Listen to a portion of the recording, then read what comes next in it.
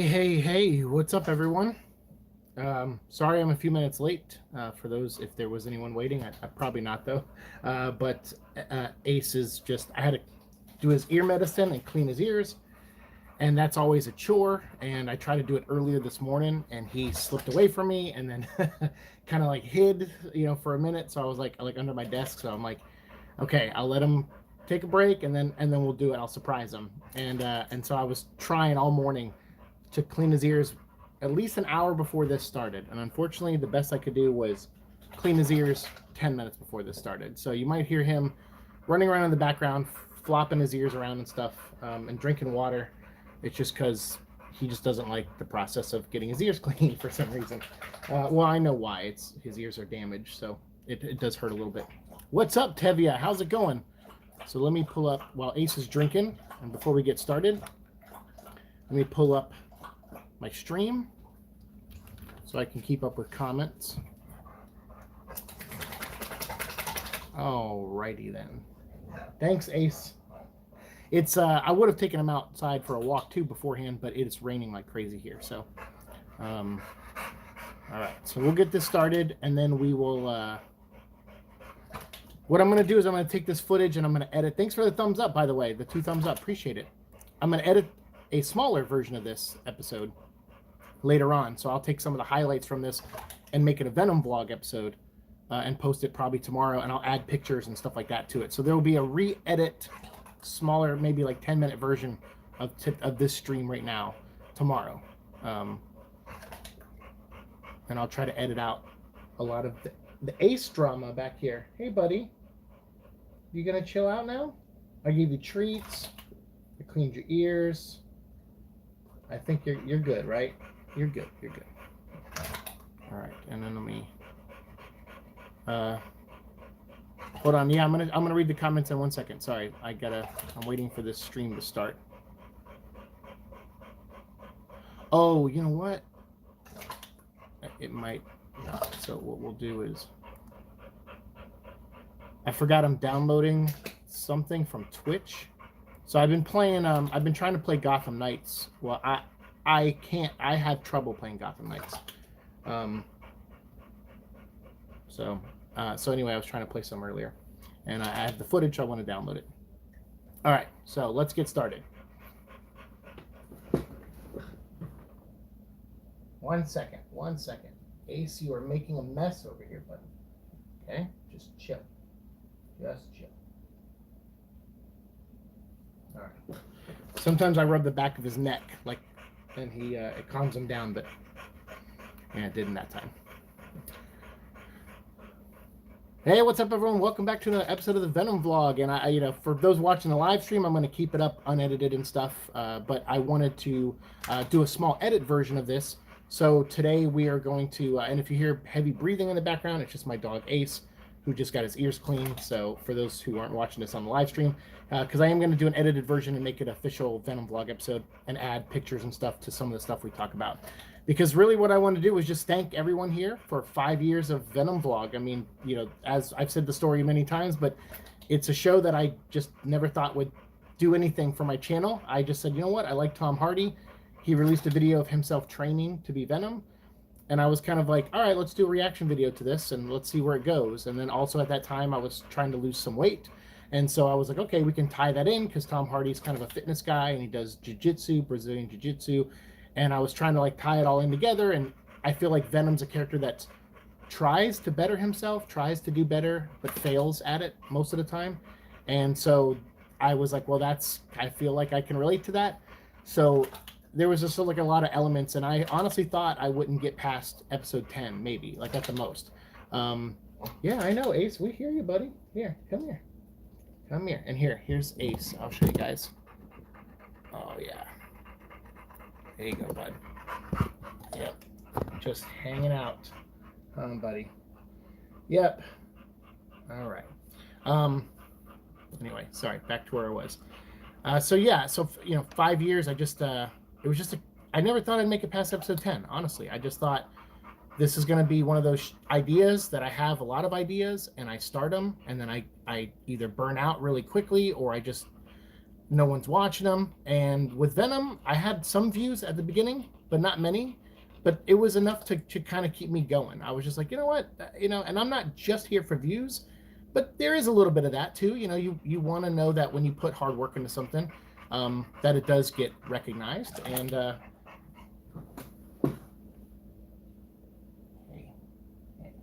just lay down. Sorry, unfortunately, I can't do two things at once lately. So when there's a consistent noise, like breathing or the AC unit or the fridge running, I have to stop. But especially with Ace, I want to check on him. So I just turned him over so I could look at his ear. And it's looking better, buddy. It's looking better. It's okay. All right. Sorry. I think, am I missing chats too? No, okay. So thank you all for the 3 thumbs up. But yeah, I just thought it was a character that I was like, okay, I love the character to an extent. Like, I didn't know that much about Venom's history, just some. But I like Tom Hardy, and I said, well, let's you know what? I'm sorry, guys. I can't for a second. Ace, buddy, you gotta calm down. Your ears aren't that bad. I just cleaned them. They feel better now. You're not supposed to be reacting like this. You're being a drama queen. And it's okay. I still love you, but you just gotta... I can't do the show with you right next to me breathing like that. I just don't have the focus. It's been a long morning. I know. That's what I'm saying, bro. All right. So yeah, anyway, he's a work in progress. I feel for him because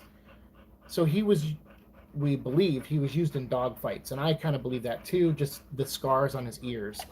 So cleaning his ears aren't just like, you can clean a dog's ears and they don't like it, they get a little irritated, and pit bulls typically have dirty ears, but with Ace, he's got like fungus and he's got like a bad infection, and it was something they never really dealt with while he was at the shelter, before I rescued him, and he was there for about a year, almost a year. I think like 9 months maybe. So it's a lot, it's a lot for him to have to deal with without any relief. And now he's starting to get the relief, but I had to buy like a special liquid to put in his ear because regular liquids burn his ears. What's up, man? Happy anniversary. What's up? Thanks, Eric. I'll catch up on comments in a second. But yeah, so Ace is just, yeah, he's a work in progress. So cleaning his ears irritates his ears because there's all kind of skin problems with his ears because they were scarred up in dog fights. There's like damage. So when you go in there with cotton and you're trying to clean, that irritates him.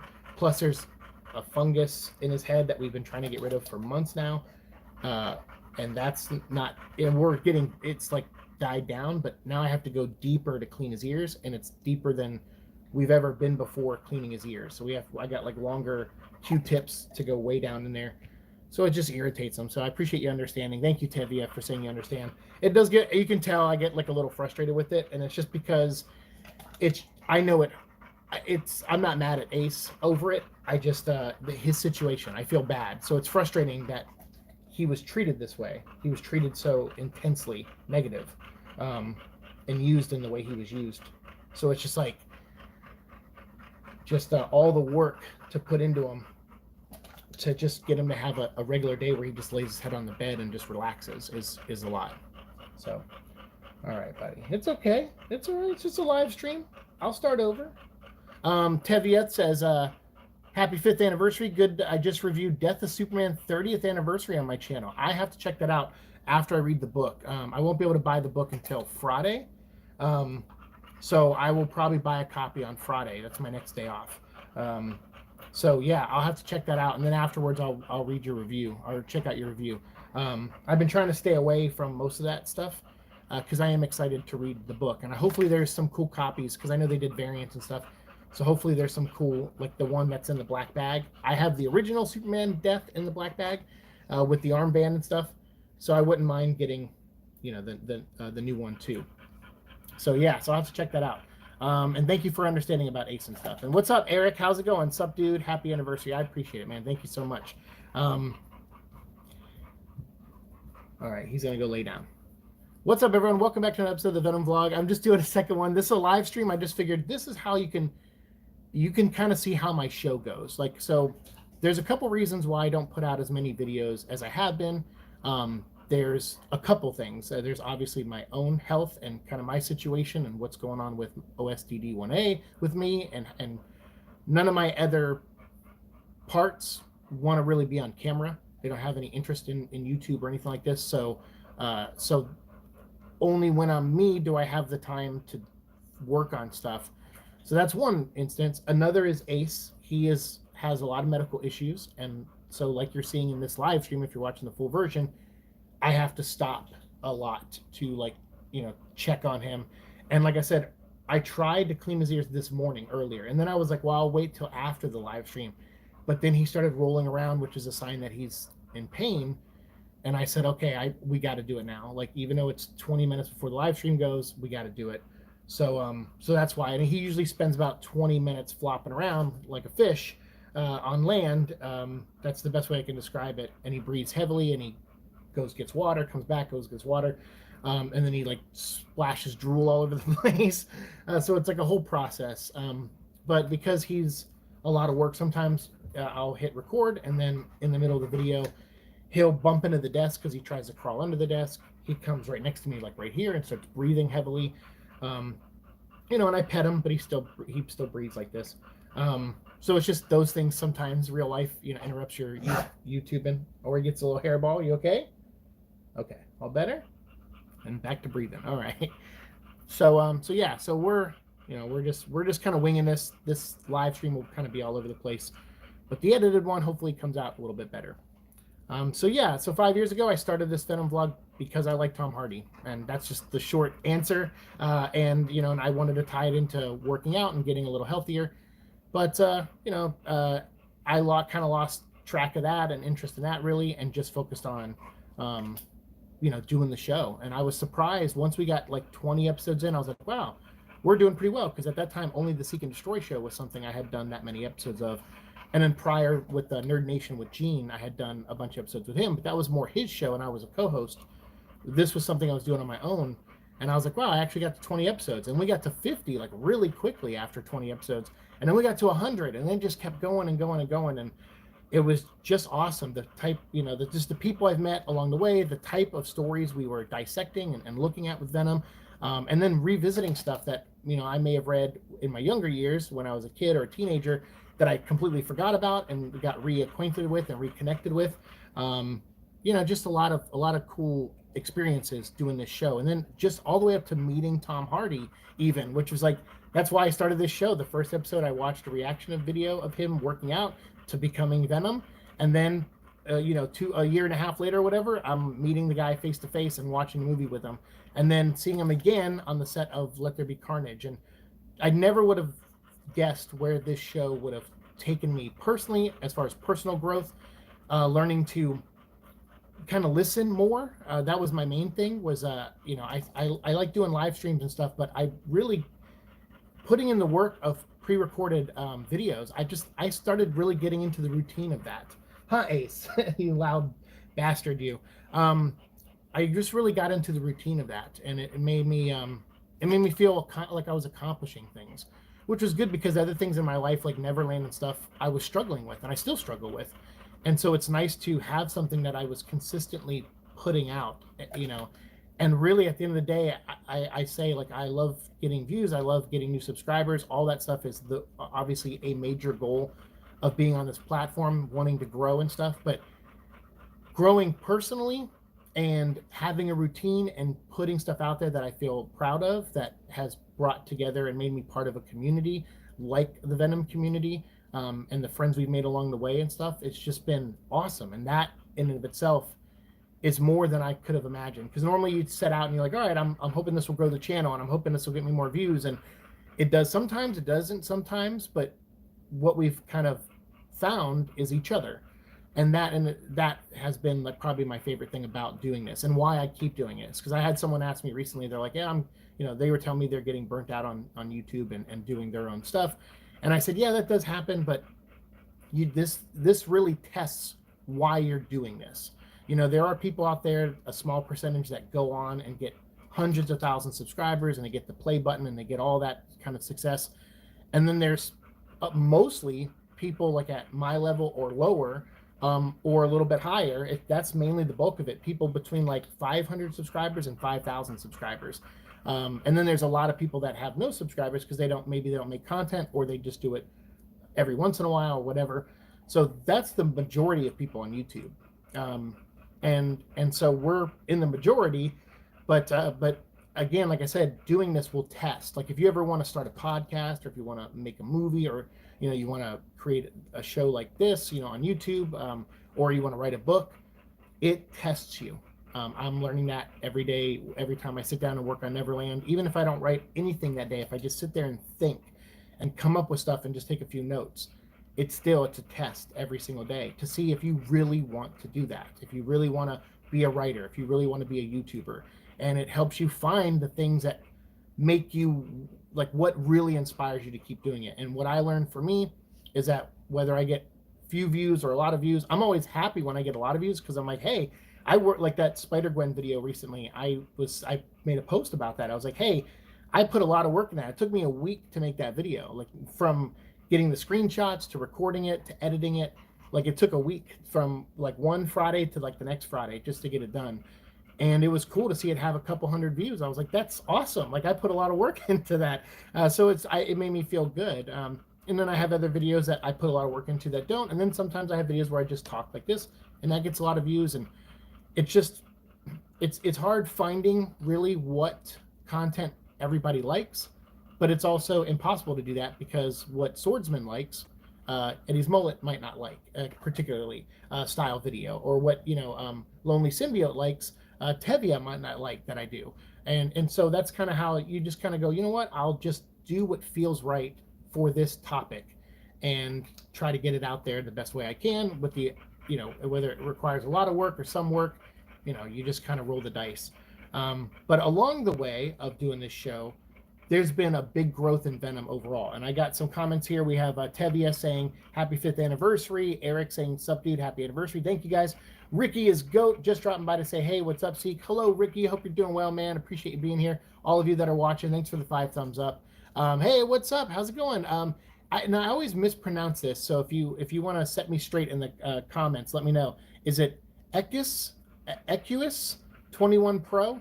I think I've done this before with you, and it's been a while since I've chatted with you and done a live stream, so forgive me if I'm butchering that. But he says, Equus says, hey, nice seeing you again. What are your hopes for Venom 3? We will definitely talk about that. You know what? We'll get out of the way here, but before I get into that, I will say that along the way of doing this show, when we started this show, there wasn't a ton of Venom stuff out there. I mean, he was still popular. There was posters. You could buy a t-shirt still, like at Hot Topic, 1 or 2. There was stuff out there, but along the journey of that movie coming out, and so many people just being negative just on the fact that it didn't have Spider-Man involved, we were wondering if that movie was going to be a hit, because there was so many people online saying that it was going to bomb because Spider-Man wasn't in it. And that movie made almost $1 billion. After DVD and Blu-ray sales, it did make $1 billion. And that was a movie that was made off of a $100 million budget and about like a $70 to $100 million marketing. So a ton of profit. So much profit that they decided to start their own universe. Sony decided, we're going to make a whole universe of movies without Spider-Man in it, and then we'll figure out a way to get Spider-Man in it later. And that's where we are now. We got Craven coming up, Madam Web, and none of that I thought would be possible, because I was really worried that the first movie wouldn't do well. And whether you love the first movie or not, the one thing that is undeniable is the success that it brought. And so because of that, we got Venom merch. We got Venom comics exploded. Like there's a bunch of big stories they told with Venom in the comics. The memes were really fun. There's been a lot of cool Venom memes over the last years, cosplay and costumes. There's been just a lot of things that we wouldn't have gotten as Venom fans if it wasn't for the movie. And that's where I always, that's one eye-opener for me, was that I always thought people online were like a massive majority in some way. Like I was like, people who have opinions online and complain about things when they're not done right, like they really do have a lot of power. And Venom showed me that they actually have almost zero power. Pretty much zero power. And so all these people that pat themselves on the back, we have this going on, we have that going on, outside the Snyder Cut, because I would say that movement really did do something and change something. And the people who complained about Sonic the Hedgehog, which I was one of them, that those actually brought change. But there's a lot of YouTubers out there that like pat themselves on the back like they're part of something, that they stop something from happening or cause something to happen, and typically that's not the case. And so when all these people complained about Venom, I was like, you know what, they're gonna win, but you know what, we'll still try to enjoy the movie for what it is, and we love Tom Hardy. So, and then at the end I was like, wow, that movie wasn't actually that bad. It's not a great movie, but it's fine. You know, it's like a fine movie. Tom Hardy kills it as Eddie, and the relationship between him and Venom are great. But that movie was such a success that it brought all these things we're going to talk about today. So before I get into my list, happy 5th anniversary. Georgie says, hello. Thank you, Georgie. Appreciate it. Lance says, congrats on 5 years. Thank you. And again, you know, 5 years is because of the community we built here and the amount of Venom fans that came to this channel. So I thank you for that. Like honestly, I'm sure on some capacity, because I got into the routine, I would probably still make stuff on YouTube on some level, but I don't know if I'd be as die hard about it. I don't know if I would have pumped out nearly 750 episodes in 5 years. I was trying to hit 750 before a couple days ago. November 5th was when of 2017 is when I uploaded my first Venom vlog episode, and I was trying to get a bunch of episodes done before then, but I just, with everything going on with me health wise, I can't do it. But I'm still doing it, and we'll get episode 750 up by the end of the year. And then starting in January of next year, we'll launch season 6. And I'm going to try to have a new theme song, a new intro that isn't like, my last couple intros have been like very grateful intros for you guys. Like, hey, thanks for supporting the last 4 years. Thanks for supporting the last 5 years. Like, it's been those kind of things. But now I'm like, all right, I want like a shorter intro, and I want to get right into the show. So this is why this year has been sharing that gratitude for the last 5 years. And then next year it's back to work, starting year 5 and moving forward. El Muerto, yes, El Muerto's coming. That's right. How could I forget him? Nova says, happy anniversary, Siike. Been here since the start. Yes, you have, Nova, and I'm very grateful. And I know, like, in the beginning it was rocky at some points with me, like trying to get information, trying to just report on things that felt like they were reliable was harder for me back then. And as I've learned how things work over the last couple of years, I've gotten a lot better, I feel. And if I'm wrong, let me know. But if I get stuff wrong, I have been called out before, and I like people telling me that. If I get something wrong, I'm like, good, I'll make a video where I address that, because I don't like to put out bad information. And I don't like to get people's expectations set in the wrong way. I just want to present news, tell you my opinion on it, hopefully reliable news, tell you my opinion on it, and then get your opinion on it and move from there. But I don't want to pump people up with rumors and stuff like that until they come from more reliable sources.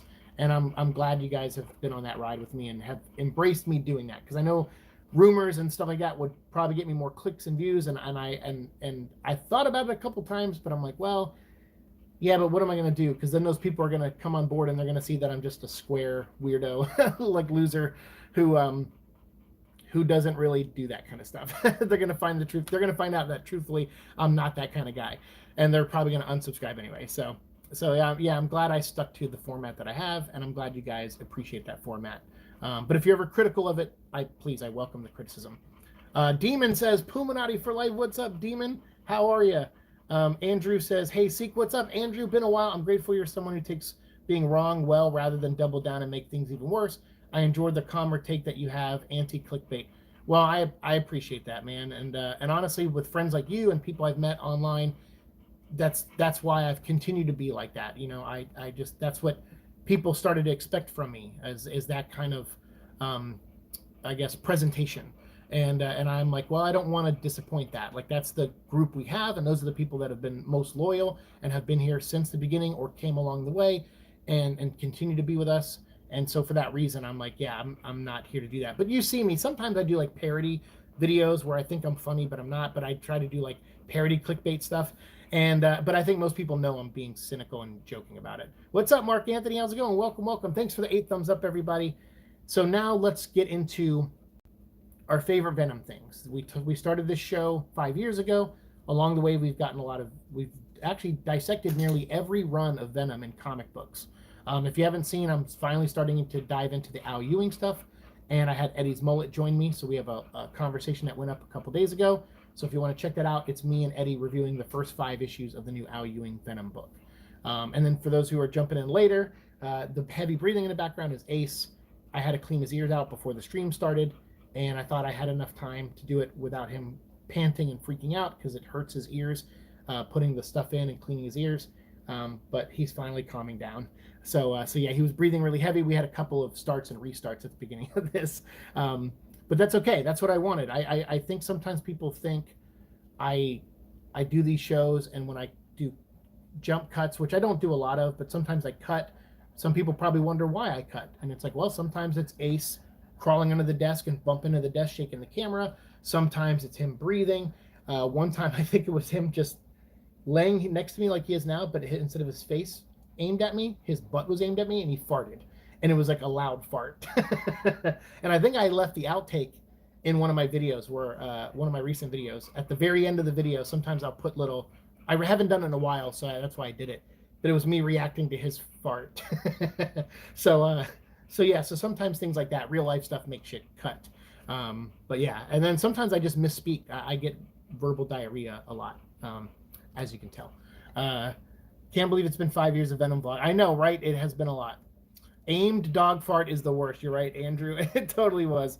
Have you guys read the recent Venom comics? Yeah, actually, our video's up. I just mentioned, definitely go check that out. So speaking of, Andrew just said, the newest Venom comic. Let's start there. We've gone through most of the history of Venom in comic books. Like I said, now we're doing the current stuff. And as Andrew pointed out, he's interested in people's opinions of the current stuff. So if you have those opinions, let it be known down below. But also let us know if you're watching this later, and those who are watching now, and I'll read them out in the comments on the chat here, your favorite Venom runs. Like, do you have one favorite, 2 favorites? Give me like 1 or 2 of your favorite Venom runs that you've enjoyed just throughout the history of Venom, whether it's his time in the Amazing Spider-Man comics with David Michelini, if it was Lethal Protector specifically, or Planet of the Symbiotes. Bless you, Ace. Ace is not a fan of Planet of the Symbiotes. Bless you, bud. May I continue? Okay, good. We also have Agent Venom. Mike Costa's run was a recent one. Donny Cates' run. I know a lot of people are fans of that run. The 90s stuff, I would say for me, I like a lot of the 90s stuff. They're goofy, but I think that's what makes it work, is that it is kind of goofy, and it kind of gives Eddie a personality. He's kind of a goofball on some level, He is serious, but maybe like too dramatically serious at times too.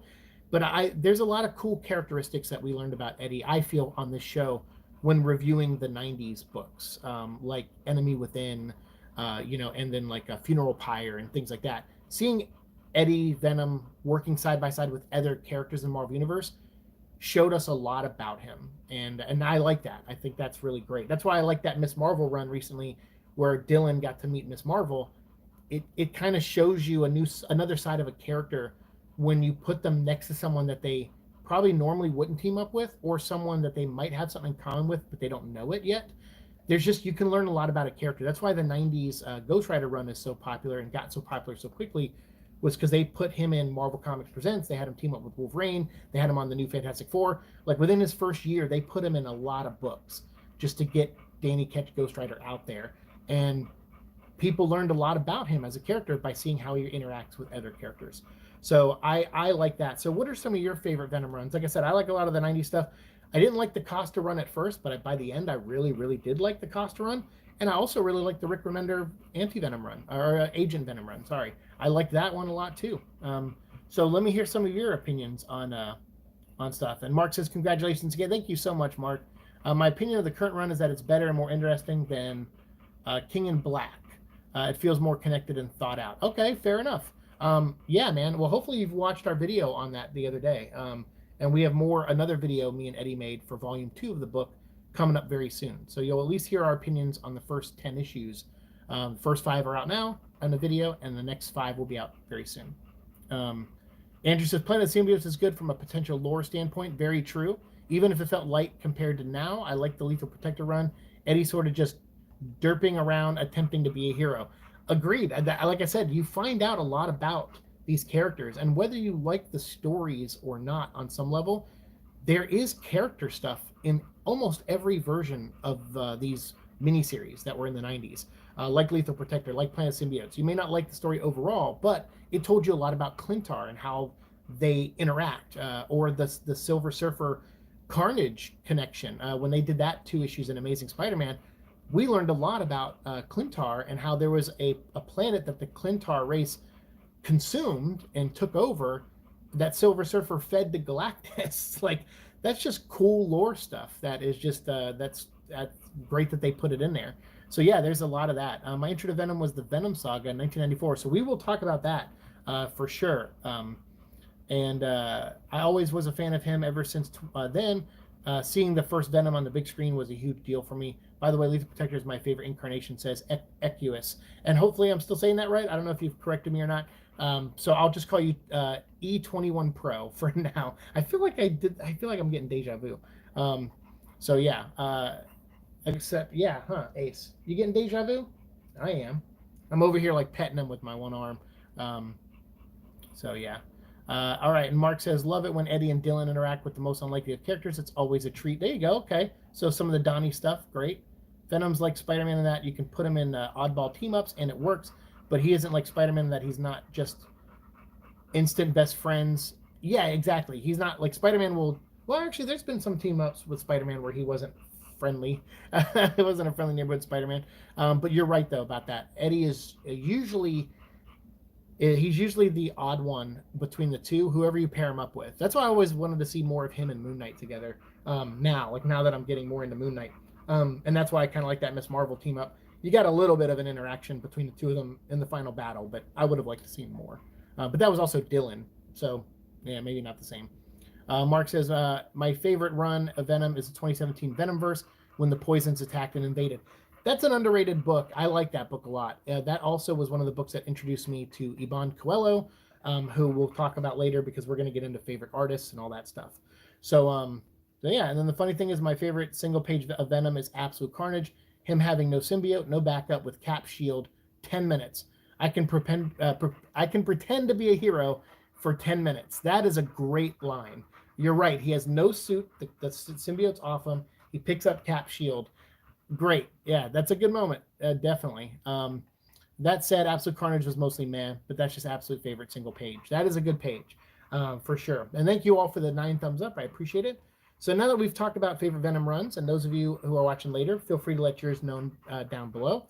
But favorite Venom merchandise, and we can be vague if you have a specific piece of merch, like something like this I really love. I kept it here just in case. I know it used to be hung up on the wall in the background, but I just don't have any space for it right now. But this was gifted to me when I worked at the Lego store by a young man who came in and shopped there and found out I was a big Venom fan and found out I had this YouTube channel, and he gifted that to me. And so I ended up gifting him something in return because I just felt guilty. I was like, this is awesome. I think I gave him a Spider-Man poster that was like the Spider-Verse. It was by Gabriel Del Otto, I think, did the art. And it's just like 100 Spider-Men on like this 8-foot poster. So that was cool. So we traded, but it still was like, I love this thing. And that was made for like a birthday decoration. And I think RNS had one on their stream. It was like the one where Eddie and Venom is like crawling through like a hole in the wall with like planks around it. So that was cool. So that, that I know is like those birthday decorations I think are awesome. They definitely spruce up the house. That's for sure. And then also toys, like the toys I love. Like I'm glad we finally got a Venom movie figure. Been really happy to see that when that was released and announced too. Hopefully we'll get a Carnage one at some point and a Shriek, a movie version of Shriek. But I don't know. We'll see. Hasbro hasn't been winning me over lately with some of their Marvel Legends stuff, and personally, and the way they do things. I'm not a big fan of some of their business practices. So and then shirts. I'm actually wearing a Venom shirt right now with Scotty Young art on it, and Ace has a Venom blanket on the bed. So that I actually got for Echo, and then now Ace has it and he rolls up in it sometimes. So yeah. So I mean, there's so much. So what are some of the merch stuff that you've liked? Yeah, Doggy. Yeah, he's here. So Venom body pillow review when? I don't have a Venom body pillow. I'm sure they make that stuff. I haven't gone down. There's some rabbit holes I don't really go down. I know they exist because I'm not like an idiot. I'm aware of the internet and kind of people in general and stuff. And I know when I went to like MegaCon, I think this year and last year and Comic Con before, I've seen body pillows, because people try to sell them. But yeah, so I know what stuff is, but I there's some rabbit holes I just don't go down.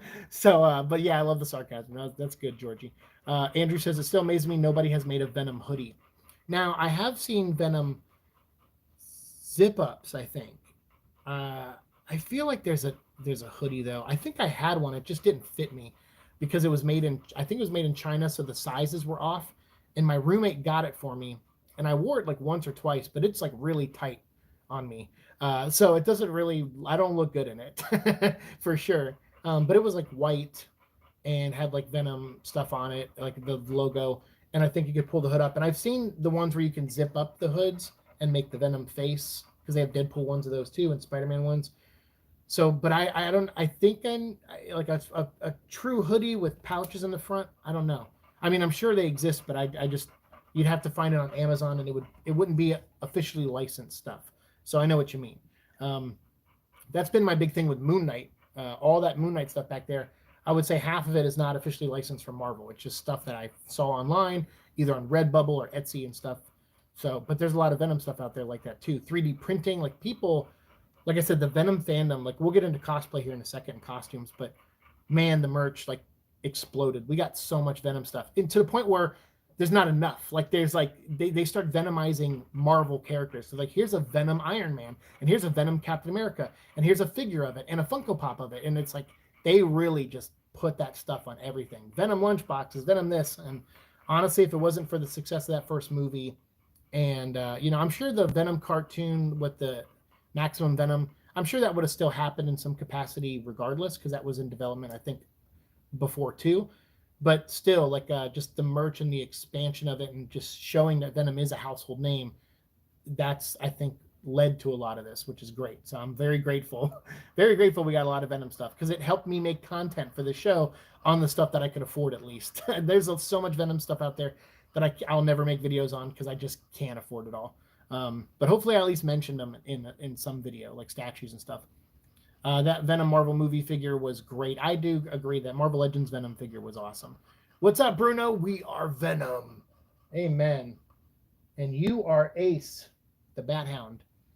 That Moon Knight poster isn't official. That looks amazing. That's a standee, and that is official. That's a cardboard standee. That's not even Moon Knight. That's just Anubis and Osiris. Someone's cool artwork. I saw it on Amazon. And then I have like the scale. That's kind of like the show, balancing the scales.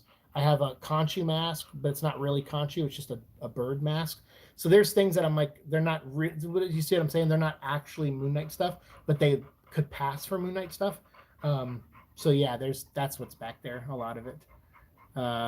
Seems like overkill. Oh, the Venom stuff? Yeah, but you know what? As someone who's now collecting Moon Knight, and it's hard to get quality Moon Knight stuff, I would much rather overkill. I'd much rather there be so much that I can't keep up with it than to have to struggle to find it. There's enough things in life that we struggle for, and some of our passions and our fandom and stuff, I wish would be a little easier sometimes. Like Marvel Legends, Hasbro, they have a line of toys out. Two of them, there's Moon Knight and Mr. Knight. I would love to have them, but the Build-A-Figure they come with is not Khonshu. And then Khonshu is part of another line where there's no Moon Knight figures to build Khonshu. And that kind of stuff I don't like, Hasbro. I don't like. And I don't like their HasLab. They did a thing with Ghost Rider recently with HasLab, and it was way overpriced. And I wasn't a fan of that either. I don't think it got funded. But yeah. So if you're watching this later on and you have any merch stuff that you want to mention, let me know down in the comments, and we'll continue talking down there about Venom merch. All right, so let's talk about costumes real quick, because I'm not going to take a lot of time on this. But because of the movie, these are definitely because of the movie, I know there's always been Venom cosplay. That's not what I'm talking about. There's some really good Venom, just straight up Venom cosplay. Everything from stitching, sewing, adding different fabrics to make the symbiote looking a certain way, the way they paint it, and the type of paint they use, 3D printing masks, masks that have jaws that move, masks that don't. There's so many different cool Venom styles of cosplay. Agent Venom, anti Venom. There's been a lot, and a lot of cool ones. But what I like from the movie is these people that have made ones where they're wearing regular clothes or they're dressed as something else, like a different character, and they're being taken over by Venom. So, like, I've seen when the movie was coming out, there was that guy in the gray hoodie who had his hands in the hoodie in the pouch, but it wasn't his real hand. His real hand was actually through a hole in the sweater, and it was puppeting a Venom mouth on him. And so it looked like his hands were like he was walking around with his hands in his hoodie, and he could take his left hand out and use that, but the right hand was puppeting the Venom head that was talking to him.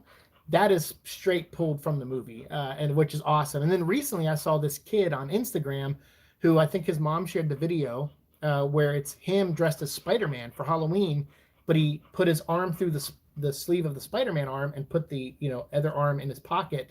So it looks like Spider-Man has his hand in his pocket, but then like Venom, the head is like attached to him and trying to take him over. And they even painted little Venom strands on his face so that it looks like he was being taken by Venom, and he's like in a Spider-Man costume. And it's like those things are really cool. Every time I see someone dressed with something like that, I flip out and just think it's the coolest thing, because I'm like, that's great. It's just a cool like trick on the eye, but also like you figure it out in 2 seconds of what's really going on, but it just looks cool. When you first see it, it takes you off guard. You're like, whoa, what's happening? So everyone from like grown-ups to little kids are doing these cool Venom cosplays, and it's fun to see. And I would say that's a direct result from the movie, which is because they're kind of doing what Eddie did in the movie, where the symbiote was coming out and coming around and talking to him. So yeah, really cool, really neat stuff. I love it. I love seeing it. Andrew says the Venom movie gave cosplayers a treasure trove of ideas, from having partial transformations and detached Venom heads. Exactly. Like a lot of people, I think before, were just doing Venom, and with the movie they were doing like a cool hybrid. So they could spend if they didn't have like $400 to make a cool Venom costume, they could spend $100 and make the head, or less probably even, and make the head and do the hole through the shirt thing and do that. Awesome. Just absolutely awesome. Come on, buddy. Sorry. Itchy nose.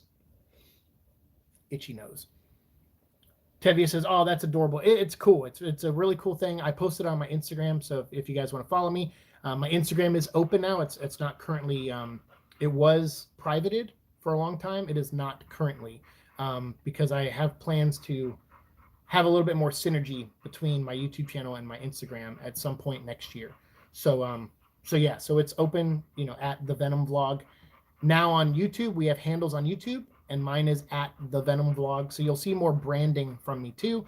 I'm still not going to Twitter or back to Facebook. I'm still not going back to those, but you can always find me on Instagram and here on YouTube for sure. And then on Twitch, but that's different. Anytime, if I play Marvel's Midnight Suns, I don't know if I'll play that on Twitch. I might try to set it up to where I could play it on this channel live and do live streams of that video game. We'll see. I don't know if you guys want, I know I have a gaming channel for video game content, but because that stuff has Venom in it and Ghost Rider and all that, I figured, why not?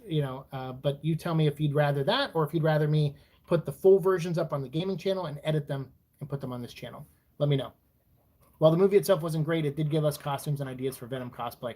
For sure. I mean, that's what I'm saying, is like the kind of the atom bomb of creativity that went off after that movie, and the merch and the inspirations it did for people.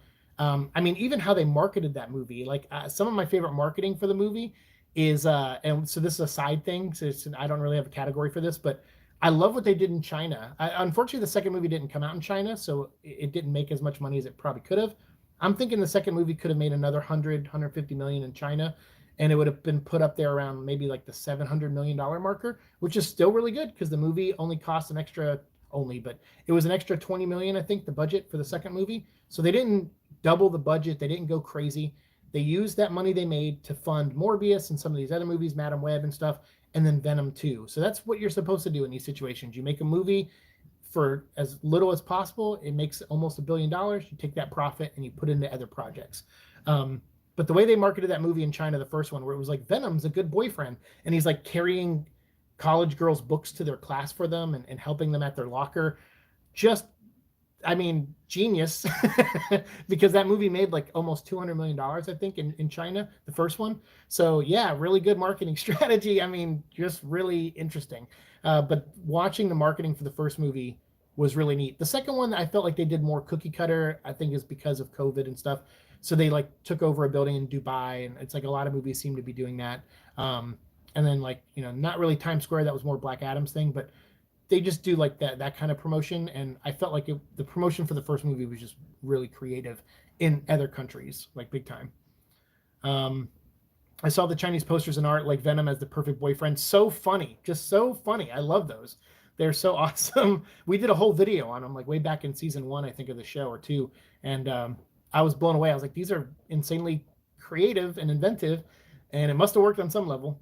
Then there's the utter gem that was the Sony Blu-ray commercial. Oh yeah, that's right. That's right. You're right. They had some interesting commercials. That Blu-ray commercial, that first one. Yeah, that's right. Very cool. I don't like the goofiness of the movies. Oh, really? Oh man. See, so at least some people on this channel, myself included, we like that. Like we kind of embrace that. It gives Venom a personality. Like if he was just a guy that, like if he just walked around stoic, and just like I gotta take down the Life Foundation, and I mean that's so boring. At least to me, it's so boring. But then to have a guy like flip out, climb into a tub of lobsters, and then eat one's head off, and then like eat one and put it on a plate and say that thing's dead, like just things like that. I'm like, that's so unique and wacky. Yeah, maybe it's cringe to some people, but for me, it adds personality and it shows commitment. Like Tom Hardy's willing to commit to absurdity to portray this character. And I think for a movie version of Eddie, it works because he's goofy in the comics too, at least in the 90s. And that first movie felt like a love letter to, on that front, not the whole movie in general, but just that part of the movie felt like a love letter to the 90s comics, where Eddie would say things and you're just like, what an idiot. What a goofy idiot. But I kind of like that. Plus also, examining what would it be like to be taken over by an alien life form, and he's just moving involuntarily, and his limbs are going everywhere, and he's grabbing stuff and out of his control. I like that. That's also kind of why I like Moon Knight, that scene where he's supposed to hand over the scarab and he turns and then his hand closes, and because Khonshu is like controlling his body and stuff, and I'm like, I love this. Like that kind of stuff is neat to me. Venom 3 theory: Carlton Drake survives and gets his revenge and steals Twitter. Yeah, there you go. The second movie had less interesting marketing. It did, Andrew. I agree. I technically enjoy Venom in the 90s cartoon. We'll talk about that. We're going to get to that for sure. Won't knock you for your preference, though. Yeah, no. Everyone, that's the thing about characters. Like, everyone's going to have their favorite version of characters. I'm just explaining what mine is. Like, mine is, I like one that's a little goofy and a little bit more personality. Someone who walked around stoically and just delivered their lines, like, matter-of-factly. I don't know if I would have liked that much, but I know some people that is kind of more their cup of tea, where they have a character like that and it's just more direct and stuff. And for me, I'm like, I like the weirdness personally. Do you guys think the symbiotes and Null will get adapted to MCU? I mean, yeah, I think we've talked about this 100 times. Yes, someone sent the symbiotes to Earth in the first movie.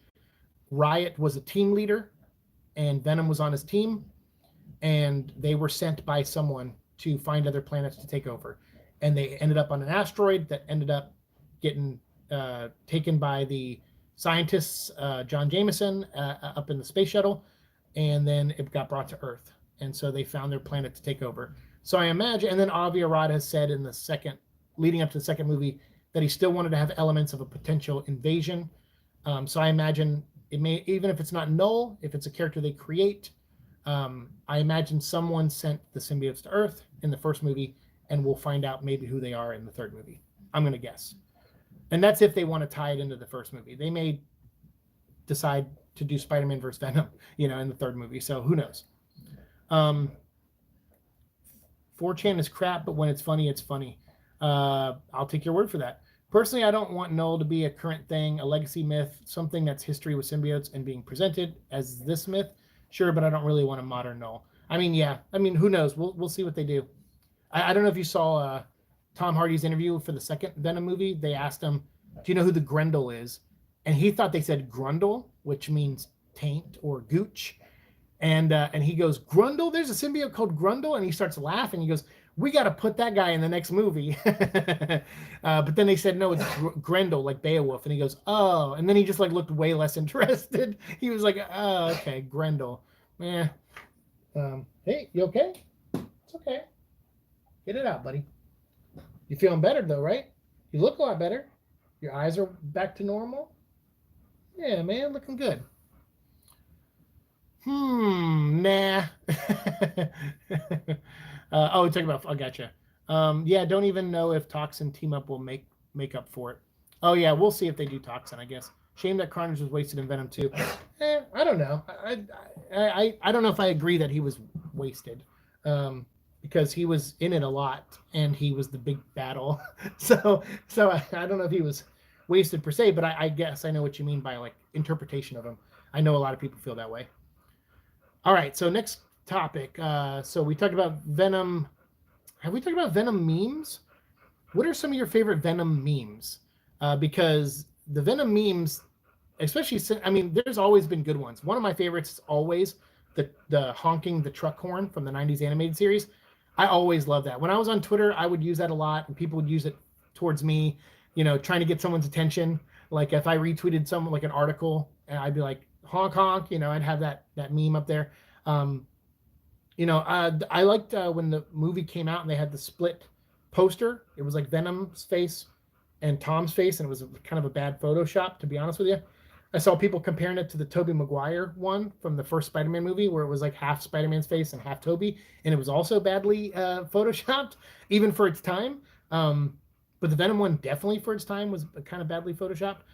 But people were comparing it, and it like they were showing like Peter Parker from Spider-Man 3 going like, I was looking through some old photos and I saw something familiar, like when he was calling Eddie Brock out in Spider-Man 3 for stealing his photos. So there was stuff like that, like those kind of memes comparing the two posters I thought were fun. And then when the movie came out and they showed that first trailer where we saw Venom and he was like, his mouth came down and his tongue came out and he licked the guy's face. They started doing that scene from, was it Scary Movie? Based on the commercials from the 90s where they were like, what's that? And they did Venom with that. Those always made me laugh every time. I could have the worst day ever, and if I saw someone send me a "was up" Venom or the poster comparison or the truck horn honking, that stuff made me laugh. So if you have any favorite Venom memes, let me know down in the comments or here if you're in the chat, and I'll read them out. Because there's a lot of good ones out there, and I know I haven't dove fully into meme stuff with Venom, but some of them I have. When I was on Twitter, I would share them, but I never sought them out. It would just be something that floated up in my stream. So I'm sure some of you guys probably know some good ones. The trunk junking Venom. Yeah, okay, that's good. There's a trailer edit that mashes Venom and Flubber together. That I've seen. That is very funny. I have seen that actually. I think one of you guys sent that to me back when that was out there. And that's okay if you don't have a favorite Venom meme. I know it's like like I said, some rabbit holes I go down, some I don't.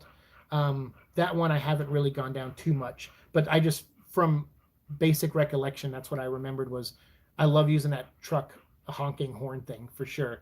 Venom Kino, lean truck horn, we are Venom split face, was up, Eddie having seizure in the teaser trailer, Eminem, Venom, oh yeah, Priest Holy Venom. Oh man, yeah, there's a couple of those I remember. Some of them I don't know. I don't think I know what you're talking about, but some of those I'm like, yeah, okay. Venom Kino. I don't know if I don't, maybe I do. I don't remember. But yeah, I mean, there's some good ones. There's a lot out there. There's so much out there. Bruno says, I grew up with the 90s Spider-Man cartoon, but I like modern Venom also. Yeah, for sure. We're going to talk about the cartoon a couple segments from now, so we'll get there for sure. But you like modern Venom. That's good. Yeah, I like Venom just in general. Even when he's written badly, I'm still like, well, it's Venom. Like, it's like, yeah, I still get something out of it. That one old Venom CGI video where he dances while I like to move it. Oh, that's a good one. I do remember that one. I don't know if I saw it with that song, but I have seen it with other songs. But that's a good one. Yeah, the old CG, that one's a good one. And Eddie in a nun outfit, that's awesome. I've seen that a few times too. I've also seen the ones where from one of the recent comics. I think it was Venom 150, that Ron Lim backup story that he did with David Michelini, where Venom's in the mall. I think it's called Mauled. He's in the mall and some lady says something to him and he says, "Correct, madam." I've seen people use that meme. They're like, "Hey, so are you so you're telling me, like, it's someone at McDonald's and like, so you want a 20-piece nugget Happy Meal with a kid's toy?" And then like the person's like it's like a 30-year-old man and he's like, "Correct, madam." It's like those type of memes. Like that stuff cracks me up. So I remember when I saw that meme, for a while I would say that in real life to people. I would go, "Correct, madam," and I would say it to guys too, and they would always go, "Okay, thanks." And the reason I stopped is because I said it once at work, and I didn't get in trouble for it. I shouldn't say like "correct, madam" to a guy at work who did not have that sense of humor at all. He did not think that was funny, but he didn't get upset or anything. It was just one of those things where I'm like, okay, I should probably be a little bit more professional than that. Because it was a joke just for me. I knew no one in there would get the "correct, madam" thing, and I said it anyway. That's why I can't watch Impractical Jokers either, because sometimes I want to say the things that they say on the show when I'm like ringing someone up or something, back when I worked at the dealership, and I'm like, yeah, I can't do it. I can't do it. What's your guys' opinion on the new director for Venom 3? We made a video on that. If anyone wants to jump in, though, and say your opinions, definitely let Mark know. But we have a video on that from last week, I think. And as far as who will be the villain antagonist, I think I just said I'm probably going to guess it's whoever sent the symbiotes to Earth. Equia says there's gifts of Venom with glow sticks at the rave. Yeah, that's a good one. Venom at the rave from Let There Be Carnage. That was probably one of my favorite ones. In fact, I used someone's artwork of that, and I wrote them on Instagram. Said, "Hey, just want you to know, I took your art. I messed with like the colors a little bit, put a filter on it, and I have him with glow sticks dropping the mic, and then I had She-Hulk like twerking behind him because that was like a meme going around from the She-Hulk show, and I put them in a nightclub together, and then I was like, oh, this is gonna be my thumbnail for the Versus comic where they fought each other, which was a book we never covered on the show. So, and speaking of which, I was hoping to get more of those done before the end of this season, but next season we will definitely be completely caught up on Venom. I mean, we're already doing the current stuff now, but I have like a list of, I think like 20 Venom books that either Venom or Carnage have been in. Some of them are from like the MC2 universe, which is like a Spider-Girl and stuff. And some of them are manga Spider-Man, where it's like there's like a version of Venom in that. So that's all we have left. So I'm just kind of pepper them out. But you're also going to see a little bit more Spider-Man content next season as well, because I'm very excited for Across the Spider-Verse. And so as you've seen me lately, I've been doing the origin videos of some of these characters, but I'll do follow-up videos where I discuss some of their runs of those characters. So the only ones I'm going to do in editing style is the origins. And then after that, I'll just talk about them. So we'll be talking about Gwenom very soon, because I did the origin of Spider-Gwen. So we're going to do a Gwenom episode coming up. Another gem from Venom from one of the Spider-Man games looks like Yura in the Doghouse Dude. Oh, yeah, right. The bad dialogue from the PS1 game. That's right. That is very true. That's another good one.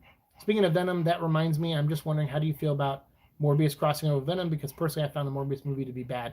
I mean, yeah, I didn't really care for the Morbius movie, but I mean, and I think the internet made it very clear. Although the memes from that, it's Morbin time, so good. And I love that recently Midnight Suns, because they put Venom and Morbius in the new Midnight Suns video game as playable characters, they used the hashtag It's Morbin Time. I'm like, so that movie, it may not have given us a good movie, but it certainly gave us a good hashtag, because It's Morbin Time is awesome. It's so awesome. Venom mic drop is an amazing gif. It really is. That mic drop scene is so awesome. I love that. There'll be an official live action symbiote invasion. I'm not saying there will be. I'm just saying yeah. I mean, that's what the first movie was. It was an invasion, a partial one. So I imagine they're going to want to do a follow-up on that. That one meme art where Venom is in a rave and says, "I miss Eddie." Oh, that's a good one. Yeah, that's a good one. I love MC2, especially Spider-Girl Mayday Parker. Yeah, I can't wait. We're going to do a whole Spider-Girl week where we talk about her encounters with the symbiote of Venom and also the Carnage symbiote. Next year is going to be great for Spider-Man and symbiotes. I hope so. If they have balls to do it, less than 2 hours, sure. Oh, I gotcha. Yeah, they got to do it in like an hour and 40 minutes. Orb, My orb. Speaking of Venom, that reminds me, I still shocked that Marvel still refused to give us Mayday Parker.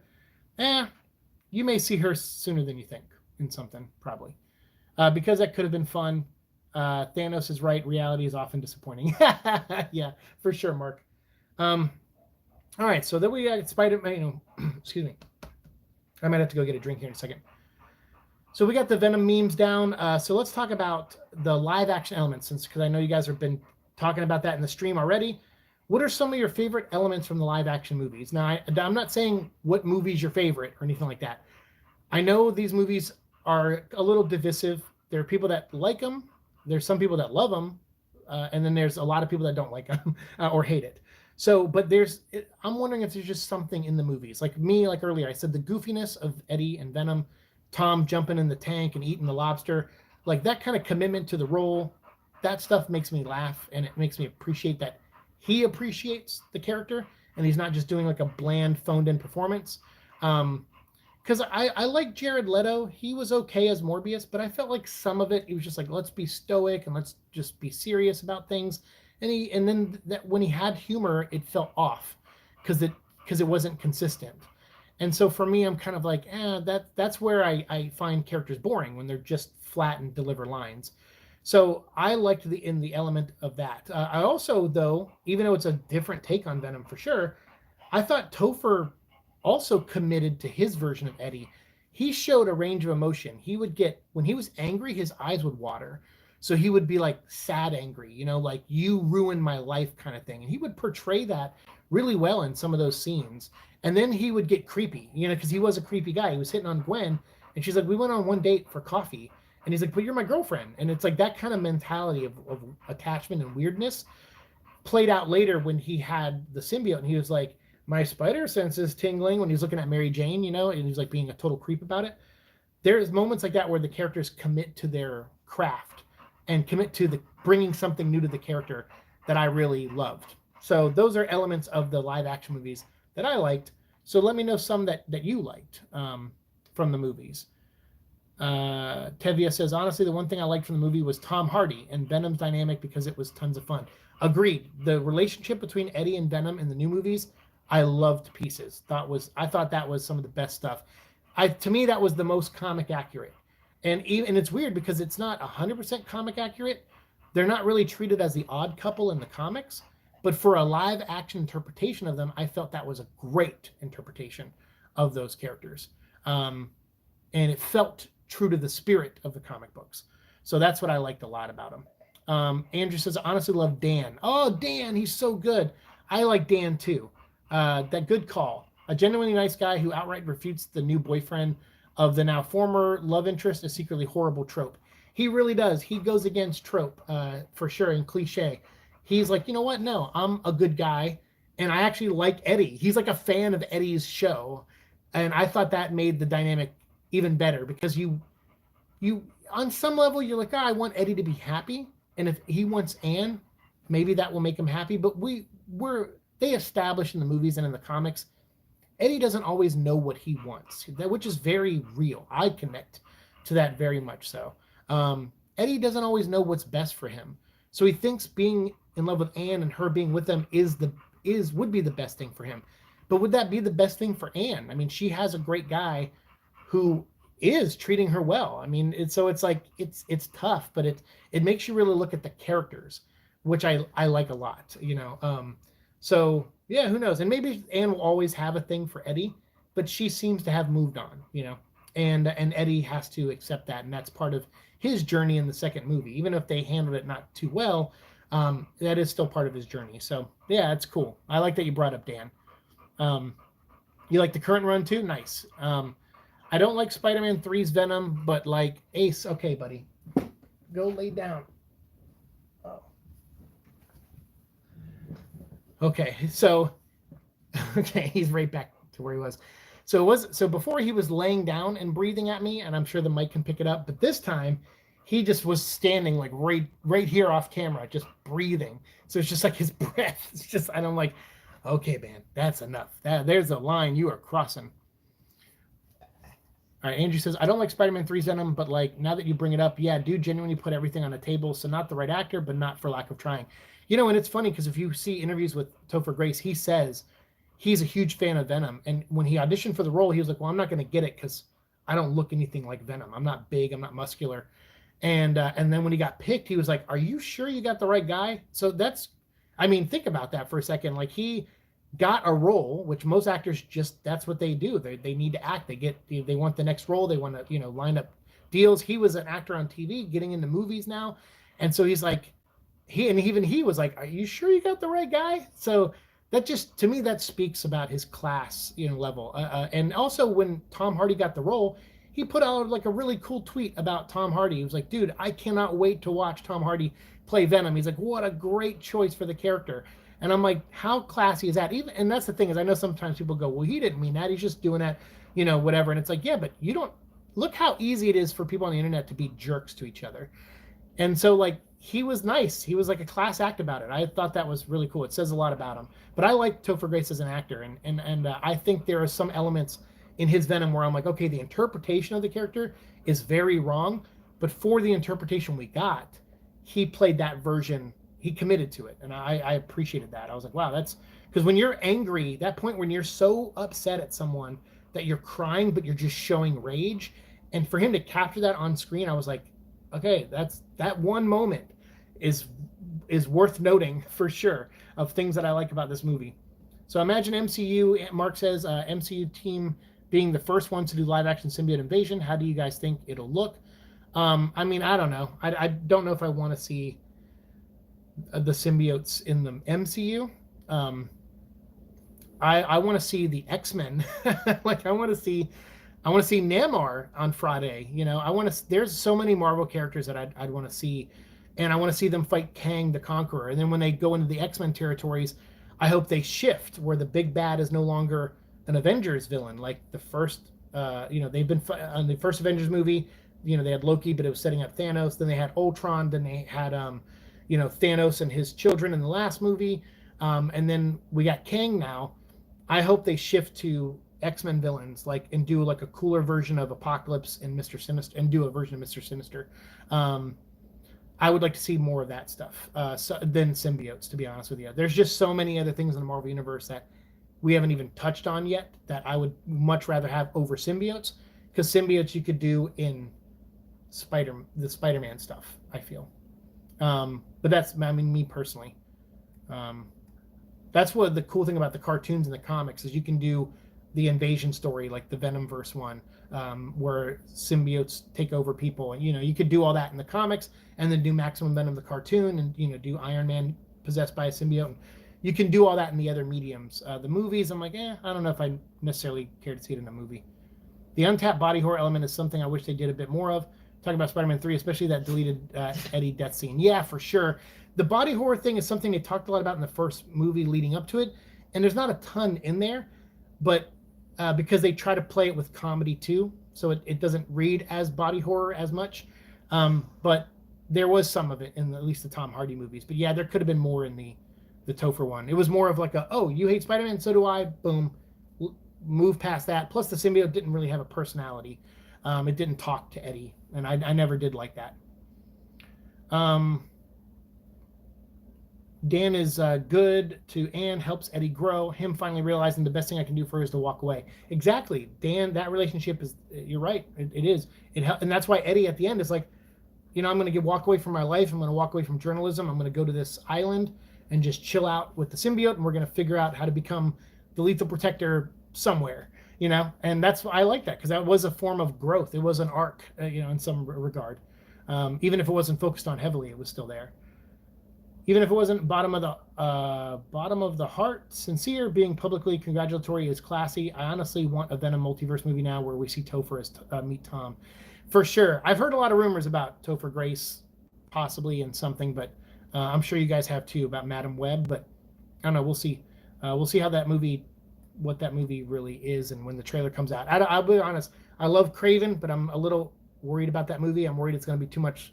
It's not going to be. I'm worried about more. Like Morbius was like, it's fine. Like I didn't hate Morbius, But I was kind of like, oh, all right. There's some good scenes in that movie, but ultimately I'm like, eh. And that's how I'm worried I'm going to feel about Craven. But Madam Web, from what I heard about the premise, actually intrigues me a little bit. So I feel like my expectations for that are moving up a little. And I really hope I'm not disappointed. Plus, I heard Ezekiel's going to be in it. And I'm like, ooh, that's cool. Venom showing up, MCU Secret War is the only possible outcome. I mean, yeah, sure. I'm sure they put that symbiote sliver in there for a reason. That's for sure. Any opinion on our summer symbiotes coming up in 2023? Because me, I'm tired of symbiote invasion stories and I need a break. Summer symbiotes. I think I made a post about it a while ago. I said this feels like that's what how I do Carnage Week and stuff like that. And we did the Summer of Carnage. The Summer of Symbiotes sounds like something I would name like a series of videos on my YouTube channel. For the name of a comic book event, it sounds stupid as shit. and if it is just putting symbiotes on more characters again, and it's just that idea used again, I'm not gonna be. I don't know. I think it's probably gonna have to do something with the current run and Eddie and the time travel stuff, and I don't know. I'm not excited at all so far. Another character I like in the 90s is Onslaught. Ooh, I like Onslaught too. Kraven the Animal Lover. Yeah, Kraven is going to be hard to translate to screen. Yeah, I mean, my Spider-Man script, you guys know I wrote a Spider-Man 4 script back when I worked at Sony, and it was supposed to be for a fourth. Well, it wasn't supposed to be for anything. I was pitching it to be a fourth Sam Raimi movie, but that kind of deal went away with them. But we try to pass it around to get it read by different people like Amy Pascal and stuff like that. And my script that I wrote with two of my friends, we had Kraven in it as the main villain, and the Lizard was also in it. And so I mean, I'm a Kraven's my favorite Spider-Man villain, but so I'm worried. I'm a little worried, and I also am worried about the choice they picked for him too. Like I don't know. I would have either gone with like a Russian guy or someone who can do a really good Russian accent. The kid who plays Quicksilver, who's playing him, he's okay. But I saw a screenshot of him, and I'm like, he's way too pretty, in my opinion. Kraven he's got to be like Carl Urban, like with scars on his face. Like he's got to look more gruff. But again, that's my interpretation of Kraven, based on the stories I like. So I'm sure that kid Aaron will do a good job, hopefully. But I won't know. I got to see the trailer for that one, for sure. Definitely looking forward to Madam Web. Andrew says purely because of how different it would be to everything else. It does. It sounds like it sounds kind of like a Terminator knockoff, but that's fine because at least it's not like any other current comic book movie right now, that's what I'm interested in. Here, let's slap symbiotes on everyone. Feels like merch move. I'm with you, Siike. Please no. Yeah, I'm not into it. Also, X-Men were my childhood growing up. I'm a big X-Men. I mean, my tattoos, so I'm a big X-Men fan. Personally, my favorite characters in the 90s was Spider-Man Mayday, Ben Reilly, Scarlet Spider, and Tim Drake Robin, and Connor Kent Superman. Also Spawn. You named some of my favorites too, man. Absolutely. So let's talk about that. Actually, that's a good transition, talking about Spider-Man 90s cartoon Tevye just mentioned. Let's talk about our favorite Venom cartoon, like your favorite cartoon that had Venom in it. I don't think I'm going to shock anyone by saying that the 90s Venom cartoon, the 90s Spider-Man Venom saga is my favorite Venom in a cartoon. I had some fun with some of the Maximum Venom stuff, and also that weird Spider-Man series where Ultimate Spider-Man, I didn't really like the interpretation of Venom that much because it was based on the what was it? No, Spectacular Spider-Man. I like that show overall, but what they did with Venom, they made him like an older kid, kind of hitting on Gwen, kind of creeping, kind of like he did in the Ultimate comics. And the suit wasn't an alien; it was created. I didn't really like that interpretation of Venom, to be fair, to be honest. But I did like the kind of that weird Spider-Man cartoon, Spider-Man Unlimited, where it was like him and Carnage, and Spider-Man had to go in another dimension with the High Evolutionary to find the symbiotes. I was like, yeah, I kind of like that. That one wasn't so bad. But I love the Venom 90s saga from the cartoon of Spider-Man was so good that most people think that that's Venom's true origin, that it involves a space shuttle with John Jameson and the Rhino and the Shocker and the Kingpin. Like, I talked to a lot of people doing out the course of this show, and the people I've talked to will say like, oh yeah, the shuttle brought it, Prometheum X, and I'm like, holy cow, that's awesome. Like I think that's great, but that shows that that was so popular. And I see people all the time, they go, it's so accurate to the comics, and it is somewhat. They do the church bell scene, they do some of the stuff from the comic books. I mean, it's a good adaptation, but it adds a lot to that story, so much so that it drilled into a whole generation of people's heads that that's the definitive origin of Venom. And now the new movie that came out, like with it as popular as it was with the box office and stuff and successful, I'm sure there's going to be a whole generation 10 years from now that's like, wait, Venom, I know, like they'll know Venom's a Spider-Man character because it's common knowledge, but when they think of the origin, they'll think of the Tom Hardy movie. How weird is that? Like in 10 years, you're going to have people who go, oh yeah, I watched the Tom Hardy movie. It was like the first movie I saw in the theaters when I was like 8 years old. You're going to be like, holy cow, like, trust me, it'll happen. It'll happen. Jim Lee used to say that all the time. He'd go, I have people come up and they go, oh, Wildcats #2 was like my first comic book ever. And he's like, and they're like, that's my favorite comic book. And he's like, really? It is? He's like, I've done so much better work since then, but that's how it is. It's how the world works. So favorite Venom in a cartoon. What do you think? I mean, like I said, 90s all the way. I love that one. Mine is Spider-Man. Tevia says, mine is 90s Spider-Man. Also, Spectacular Spider-Man Venom I thought was fun. Yeah, for me, that cartoon was a great cartoon. I love Greg Weisman. I love that whole cartoon. Venom was the weakest link for me in that cartoon. I liked how they did Ox and Fancy Dan and all those guys and Shocker and Rhino. Like, I like how they did all that. I like how they did the Lizard. I like how they did, the Goblin stuff. Like, I think there was a Goblin thing in that one. Yeah, there was. I liked the show in general. Venom, it was too much like Ultimate Spider-Man for me to really get into it that much. The modern Spidey shows are too goofy for me. I like the drama, suspense, and action from the 90s. That 90s cartoon is so good, and I hope the X-Men, bringing back the 90s X-Men cartoon with a new season, I hope that does well, and I hope Sony finds a way to do that for the 90s Spider-Man cartoon. Then again, we do have the Spider-Verse coming up, and a lot of cool things coming from that, I'm sure. Andrew says, I have to agree that the 90s cartoon intro of Venom is the best way to intro Venom since it cuts out the continuity lockout that is Secret Wars. Exactly. Like, most people don't even think of Secret Wars when they talk about the Venom origin. It's just really the diehard comic fans or the people that learned about that later. But yeah, that's pretty neat. Irony is we get Secret Wars a couple seasons in. I know, right? Then they eventually did Secret Wars on the show, which was really funny. It drilled into my head, Tavia says, as a kid, especially with Venom from a space shuttle, even through, technically speaking, Venom's true origin was from Secret Wars. Yeah, exactly. That's what I'm saying. Like, the cartoon did such a good job, and it was so accessible to a whole generation of kids watching cartoons in the 90s that it just became a thing. It's like Superman flying. Like, Superman did not originally fly. That was brought in from the radio show, and so was Kryptonite.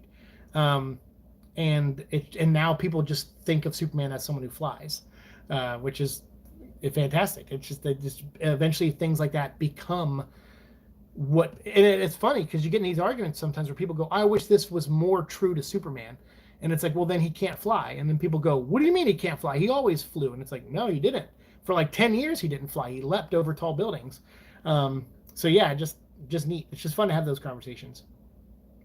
My favorite cartoon Venom, Georgie says, is a tie between the 90s cartoon and Spectacular. Another vote for Spectacular. Awesome. Third place is Unlimited, and the close fourth is Venom from 2017. Last place is Harry Venom. See, I'm not familiar with Harry Venom too much. I think we talked about it briefly, and I know Harry becomes... No.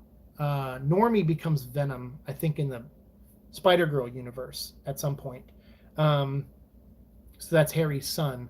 And then I think Harry's going to be Venom in the next Spider-Man game from Insomniac. So I know of Harry Venom, but I'm about to watch Spider-Man, Ultimate Spider-Man, the 5 seasons.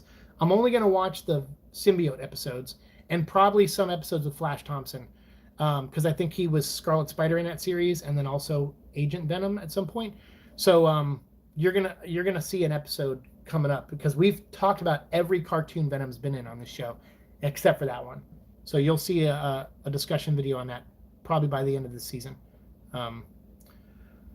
Ultimate Spider-Man cartoon Venom I thought was a train wreck, and oh god, what they did to Venom was just badly, especially Agent Venom, they butchered. See, and that's the stuff I'm about to dive into. Everyone told me to skip it, but just to be a completionist with this show, I'm gonna talk about it for sure. And the show, I mean, now my goal is to hit 1,000 episodes. So I don't know if the Venom vlog will continue past episode 1,000, but considering that's over 250 episodes from now, it's not something we have to worry about.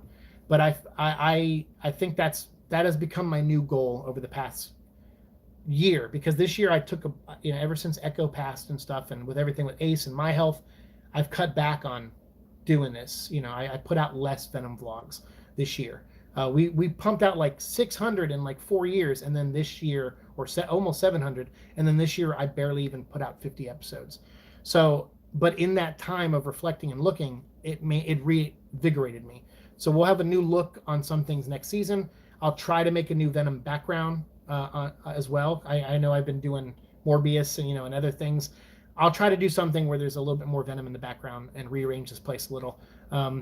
But we are going to move forward as in a slightly different format, and with a new intro and stuff like that, and a new theme song. Hopefully, I'm working on. I'm actually making it myself, so it's not nothing special. I'm not doing anything like amazing. It's just something I wanted quick, because I really like my Seek and Destroy intro, where it just has the image of me and Echo come down and snap in like the Nintendo Switch. I want something really just real short. Make Spider-Man cartoons great again. Hashtag Mark says, nice. Let's see. From the comics, not identical. Okay.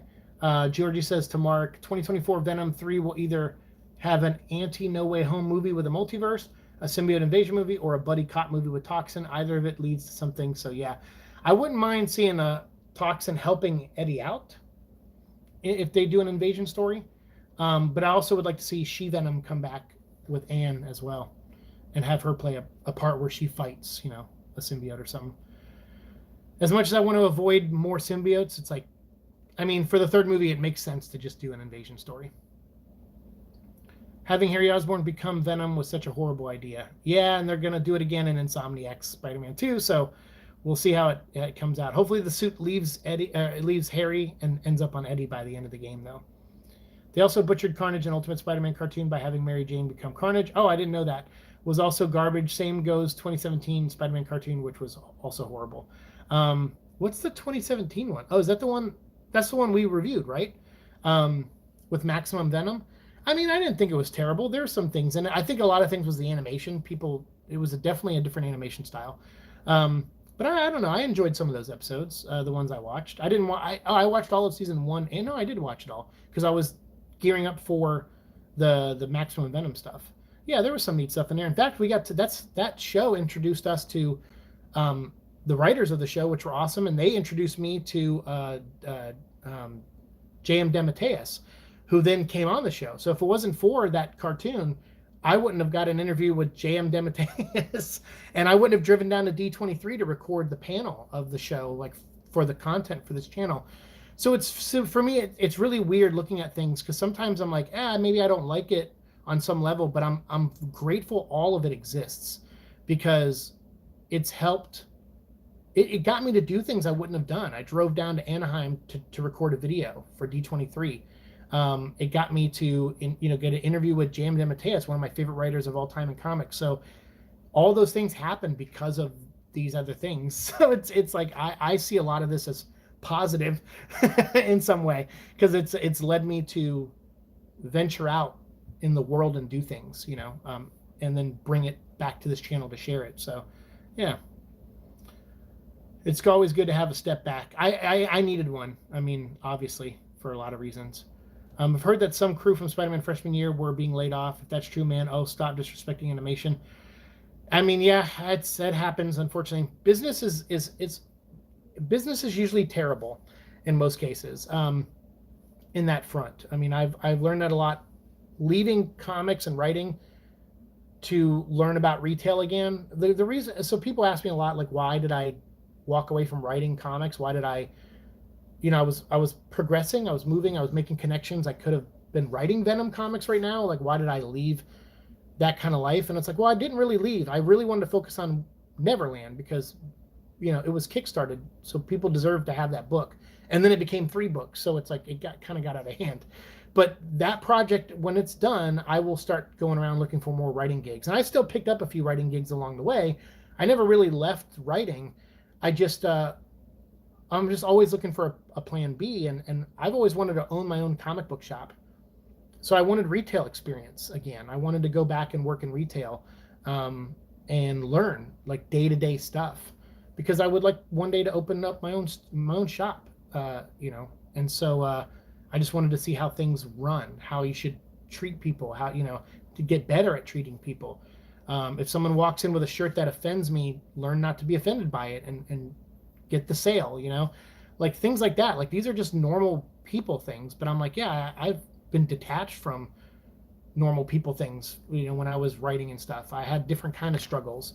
And health struggles. Those are everyone has those, but it's like it was nice to kind of reconnect, and then that led me to doing this show. So it's like everything happens kind of the way it's supposed to, whether it's good or bad. It's like it has to. So sometimes you just have to go along for the ride and see how far like it goes. And that's when I realized, what? That's why I got back into retail. I want to run my own shop, because I had fun working at Golden Apple and I worked at other places, and yeah, it's like the American dream, right? To own your own business, be your own boss, and then still make a YouTube show out of my comic shop one day at 50 years old. David Zaslav would make a great meal for Venom. Yeah, there you go. Yeah, he's very busy. I mean, yeah, business is crude, Unfortunately, it's not fair. Rarely ever is business fair, and it's very unforgiving and unrelenting, and it's a bully sometimes too, and it sucks. I've been on the back end of that before, and it's not fun, for sure. So yeah, I'm sure Insomniac will do Harry Venom better than Disney Marvel. I'm sure they will. I mean, they already set him up really well in the first game, so we'll see. Fingers crossed, though. Absolutely. You can't mess up any more than that. That's true. Honestly, Anne could go She-Venom without Eddie giving the symbiote up. Nothing says Venom didn't leave something in Anne, and she becomes that versions of, she becomes Mania? I would love that. That would be awesome. If she became Mania, that could be good. I would be into that. They could also deal with codices or codices in the next movie, and that way you could say Anne still has a symbiote sliver as a part of her. So yeah, absolutely. Business is brutal, though. It sure is, man. That's brilliant. I'd love to see both Venom fight, defeat the main villain side by side. There you go. Just because DC Cinematic Universe is about to get its poop together doesn't mean I should ignore the problem, like animation stuff getting removed from me. Oh yeah, no, I'm not saying that at all. Like no, please. Like I'm a big fan of animation. In fact, the one connection that consistently gives me content to make, like where they send me stuff, is Warner Brother Animation. I get the Mortal Kombat movies sent to me. I get the DC animated stuff sent to me, and I try to get those videos up as fast as possible. It's the only time I feel like I actually am working in a way where it's like, oh wow, this came in and I have like 3 days to make the video for it. And I know the Warner Brothers guys are like my contact over there is like, post it, if you can post it on the day the movie comes out, that's great. If you can post it the day before, and then try not to post spoilers if you can, like heavy spoilers. And I was like, okay, that's totally reasonable. And that's why you've seen me before spoil heavily DC animated movies. But when I heard that, I'm like, you know what? Okay, if that's the only caveat is to just not talk about like the ending of the movie, I could do that, no problem. That's actually a little bit easier on me. So that's the only note I ever got from them. They were like, hey, we love your videos. You're very energetic and stuff. And, and they never comment, say like, hey, we wish you had more views, nothing like that. They're grateful that I make the video, which I'm like, hey, I'm grateful to receive the disc. And they're like, hey, one of the guys was like, hey, I'm glad that's cool that you share the digital code. And I'm like, why not? Like give one of my viewers a chance to see the movie themselves as well. So I don't know. I it's cool. It's a good relationship. I like a lot, and they're very nice over there. And that's the only note they ever gave me, was just like, hey, try not to do so many spoilers if you want. They're like, you can if you want, but just like for us, we tend to share them more when they don't have spoilers in them amongst ourselves. And I'm like, hey, more views on my videos, and I don't have to spoil anything. Boom, I'll do it. But yeah, if I say something negative about the movie, they have no problems with that. That's why when I see people online and go, this person's a shill, this person's a shill, I just laugh and I go, in most cases, it's not like that. They don't really care what your opinion is on a product. If they send you a game early or a movie, it's up to the person. If they feel obligated to be positive, that's on them. But usually companies don't ask for that directly. I mean, maybe they try to butter you up in some way, but they typically don't ask for your opinion. You can still give. They don't ask for your opinion to be just positive. So, yeah. So it's just funny. It's always people who don't know how certain things work that criticize the most. And that's why it's funny, because I saw someone said to me, they're like, do you think you're ever wrong about the way you criticize comics? And I go, I absolutely could be wrong. Just because when I was in comics and I worked in editing and editorial, and when I did certain things, does not mean it's the same all the time, or that things don't change over the years, or that things aren't different with individuals. I know that's the truth. So I absolutely could be wrong, of course. And if anyone ever says, hey man, I was there, you are dead wrong, I would go, like, I bow to you. I'm sorry I got it wrong. I will make a video where I apologize. So yeah, I don't want them to come back together. They just can't work. I'm baffled on how they got together in the first place in both comics and movie. You talk about Anne and Eddie. I mean, that's what I'm saying. It's like I talk about this all the time with Green Arrow and Black Canary. Like, are they destined to be together? Like, they are so toxic and awful to each other when they are a couple. I don't think they are destined to be together. I do, however, feel Dick Grayson and Barbara Gordon are destined to be together, and obviously Hawkman and Hawkgirl are on some level destined to be together and then die. But to me, there's some relationships that I'm like, do you not see what they're like together? It's like Mary Jane and Peter. I feel like when they're together, there weren't a lot of great Mary Jane moments and stories when Peter and Mary Jane were together. Since they've been apart, they've actually done interesting things sometimes with Mary Jane. When Aunt May died in the comics and they brought her back, they've actually done interesting things with Aunt May. They made her part of Feast. She runs a homeless shelter. These are things they weren't doing with Aunt May before. She was just sitting at home being an old lady. Mary Jane was just sitting at home being a worried wife. There was a lot of times they didn't do anything with those characters. It sucks that it took a death and a divorce, essentially, or a splitting or time unwriting or whatever, to get good, interesting Mary Jane and Aunt May stories. But we got them. So, like, as a fan of those characters, I'm glad we got them. But I do sometimes I just go like, I don't know. Like, I want Peter and Mary Jane to be back together. And this dance that Marvel keeps doing, where they're like, no, they shouldn't be back together. I'm like, but they should. And they keep teasing Gwen Stacy coming back in different ways or different versions or clones or whatever. And I'm like, Peter, I feel at this point, has moved on. You can never fully move on from someone's death, especially when you love them as much as he loved Gwen.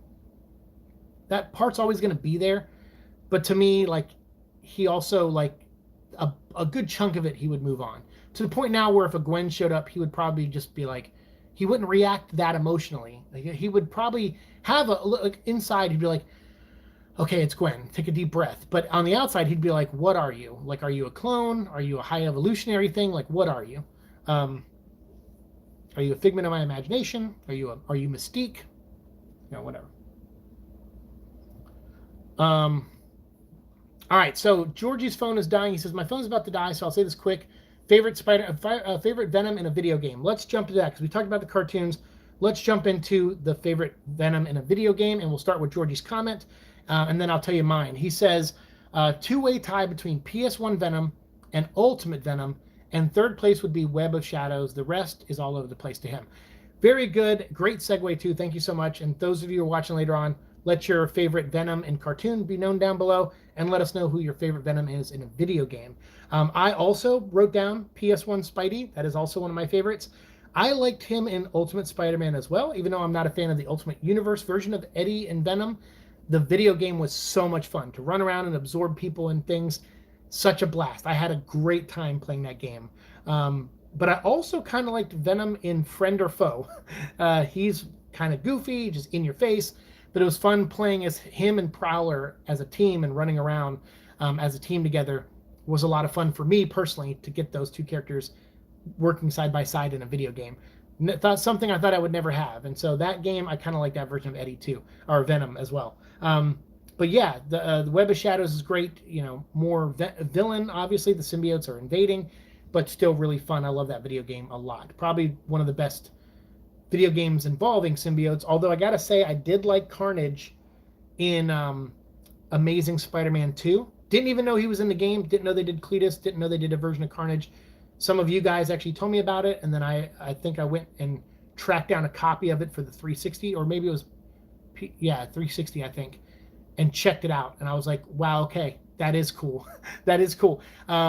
So yeah, and at that time, I don't think I streamed. I didn't have the capture card yet from my friend to stream it, so I just played it for fun. But it was awesome. I had a blast playing it. So yeah, that was cool to see Carnage in the Tobey Maguire. No, I'm sorry, the Andrew Garfield universe. I thought that was fun, and I got to fight him as Scarlet Spider, kind of, which was neat too. And there's been all kinds of like cool mods for that game, the PC version, I think, where there's like Spider Carnage and other things. Like, or maybe that's in the game. I don't know. I only played it the one time, so I'm not an expert on that game. But I did like Carnage in that game. I personally love Peter Parker and Mary Jane being married and then having them their daughter. Yeah, for sure. Mayday. And like I said, we're going to do a whole week on Mayday for sure. I'm done with Gwen, though. She needs to go away. I love Gwen. She's my fictional crush. Her and Storm from the X-Men are like my two of my top fictional crushes in comic books. But even I am tired of seeing Gwen on covers of stuff. Like Spider-Gwen, that's fine. That's how you keep Gwen around in a way. She's another universe Gwen. She has spider powers. Awesome. She's interested in Miles Morales. That's great. It's a whole nother separate thing, and you can go do that on its own. That is fine with me. But trying to constantly bring back their original Gwen is just like, stop. It's like when they brought Barry Allen back, I was like, don't. His death was so good. And Wally is doing a great job, and Bart is doing a great job. Like, you have a Flash. You don't need Barry Allen. And the way you bring Barry Allen back, you do the show like CW did. Boom, there's your Barry Allen. It's a multiverse version of Barry Allen because it's live action. It's not the comic book. So there you go. You got Barry Allen on the. So that's how you do it. I don't like when they let a character be gone. Because then once you bring Gwen back, then what? You bring Uncle Ben back after that. It's like, and you can do it in so many ways with the multiverse. It's like you have a way to show a Gwen that lived and a Peter that died. Boom, Spider-Gwen. That's it. You did it now. Now move on. So yeah, I'm with you on that one, Tevye. PS1 Venom is like the gold standard because of goofballness. Andrew says the Ultimate game generally was a blast, though. I don't know Friend or Foe. Friend or Foe's fun. Most people went under the radar. When I did an episode with Eddie and I think Lethnol, we went through the whole history of Venom and video games, and I brought that up, and they were both, I think both of them were like, I forgot that game existed.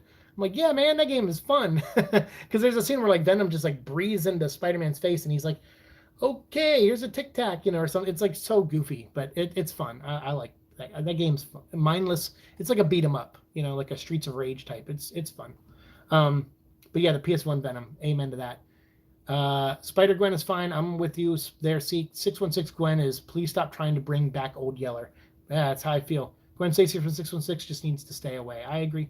Thank you. Someone admits that Peter dead, Gwen hero, Gwen dead, Peter hero, Peter dead, Miles hero is BS. Well, I mean, yeah, like it's fine. It's fine. Like they're all in one universe now, I think, or Gwen still has her own universe, Spider-Gwen, but whatever. Just move. Just now you told those things. Now move on. That's kind of just how I feel about it. But awesome. Yeah, those are some great video games for sure that you guys listed. And like I said, if you're out there watching, list yours down below.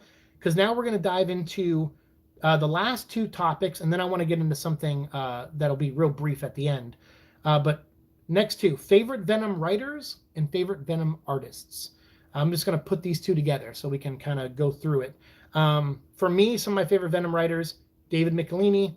I really liked I ended up really liking the Costa run. I liked what he did. Especially by the end with First Host and that whole story made me really like it. Sometimes Cullen Bunn, I kind of liked his stuff with Remender. Carl Potts from the 90s stuff. I like Venom the Madness. It's a weird story, but I liked it. And Nocenti wrote it. And Bruce Jones, who did Enemy Within. That whole trade with Enemy Within, Venom the Madness, and Funeral Pyre is probably one of my favorite Venom trade paperbacks from the 90s because it collects 3 stories that I like on some level, on big levels. So yeah, so those are some of my favorite writers. I'd love to hear some of yours. And my favorite artists, obviously I love McFarlane. I like Ron Lim. I love Mark Bagley. Ryan Stegman, great Venom artist. Iban Coelho, I love his style as well. Tom Lyle, rest in peace, big fan of his. Humberto Ramos, Paco Medina, Francisco Herrera, because I do like that Daniel Way run of Venom, even though most people don't. I do kind of like it. And I love Kelly Jones as Venom the Madness. Venom, bulked up with all those extra heads with red eyes on them, still one of my favorite splash pages and images of Venom of all time, for sure. But let's say writers of Venom and Maximum Carnage. Okay, so that's like all the writers from the 90s stuff. So what, like Roger Stern, was he one of them? And Michelini for Amazing Spider-Man. I can't remember all the writers from that era, but okay, so you like that era and those writers. Favorite artist, Mark says, the guy who made Venom and Carnage during the early 90s. What does that mean? Mark Bagley, you mean? Mark Bagley was the first one to draw Carnage, I think. Well, Eric Larson first drew Cletus Cassidy, though. And then McFarlane first drew Venom. And then Eric Larson drew Venom. So, like those three, Mark Bagley, Todd McFarlane, and Eric Larson, are your favorites. And then Tom Lyle was also an artist on Maximum Carnage, sorry. And so was Steve Buscema, I think. And yeah, some good artists. Awesome. Anyone else have any artists? And like I said, if you're watching this later on, let yours be known down below as well. Yeah, sorry I didn't check the names. That's okay. I know it's kind of throwing people on the spot. I forget names too. That's why I made this list of like what I was going to go over. Because I knew in the moment I would forget. My brain does that. Andrew says, I'm not good with names. I actually like the art from Absolute Carnage. Okay, so Ryan Stegman. But my favorite Eddie look was, I forget what it is off of, but the panel where he's wearing a Venom trench coat. So I vaguely remember that. I think it was Mark Bagley. I think, but someone can correct me on that one. You see my comment about Earth 616 Peter Parker. I don't know. I mean, we got a lot of comments, so probably not. Sucks that Mary Jane already had children with someone else instead of Peter in the comics. I'm pretty sure she's already married as well. Oh, you're talking about the new comic. Yeah, I don't know what's going on. I love Zeb Wells, but I'm not a fan of what... I've read the first 4 issues of the new Spider-Man book by Zeb Wells, and I'm not a fan. And then I read the new Dan Slott one, the first issue, and I'm also wasn't a big fan of that issue either. And I kind of like Dan Slott's run. I was critical of a couple things, but overall I liked his run of Spider-Man. But I think Nick Spencer is probably... I'm surprised because I'm not a big fan of Nick Spencer's, some of his earlier stuff, minus the Superior Foes of Spider-Man. That book was a lot of fun. But some of his other stuff I wasn't a big fan of. I was very critical of the guy. But his Spider-Man run, I loved it. That whole bringing the Sin Eater back and then doing like the making Norman Osborn a good guy and then explaining who Kindred was and it being like the children of Gwen and Norman, but then revealing that they're not actually the children of Norman and Gwen, and so they retcon that whole thing. Even though some of it was forced, I didn't care because it put all the toys back in the sandbox of Spider-Man, without messing with time and retconning using time. You know, like making a deal with Mephisto to undo everything. Nothing was undone. Everything happened and was explained. And then the entity that was Harry Osborn being, wasn't split in two. He's an anomaly created by, Mephisto, and he had to go away now that the Mephisto bubble was burst. I was like, this is, I don't know. So I liked the Nick Spencer stuff, personally. Speaking of 616 Spider-Man. Was that your comment? I don't know if I did.